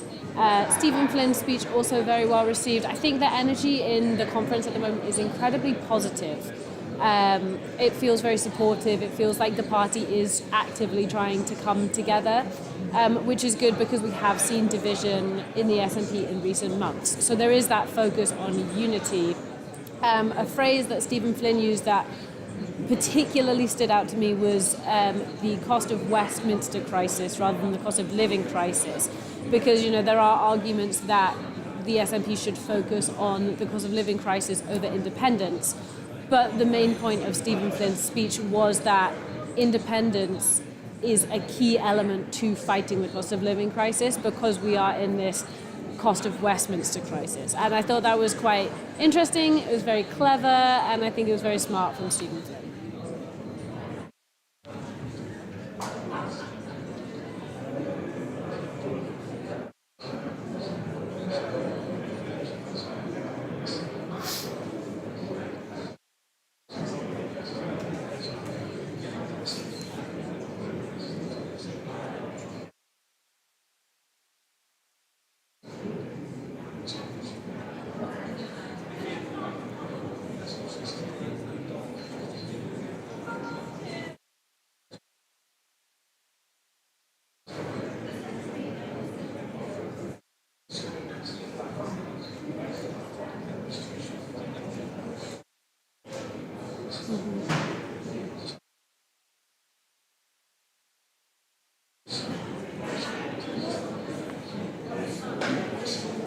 Yeah, one of the main focuses, even going back to Hamza Youssef's campaign for First Minister, was about the civic nature of Scotland and how Scotland is a progressive country, it always has been, it's been inclusive.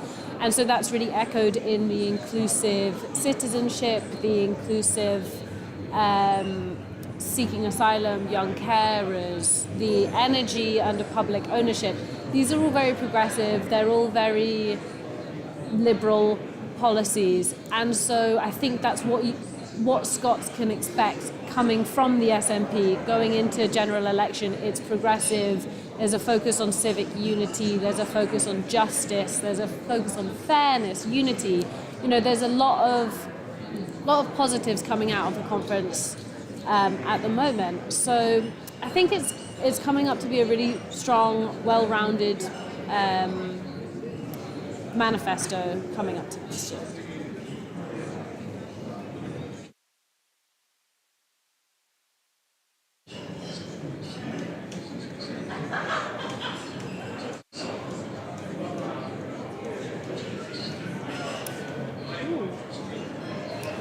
Well, all I can say really is that it's been very positive. It's been very energetic. There's lots of passion in the room. There's been some really impassioned debates, which was a bit of a surprise. And yeah, I think it's been a really great first day, and I hope that this energy is echoed and continued throughout the rest of the conference.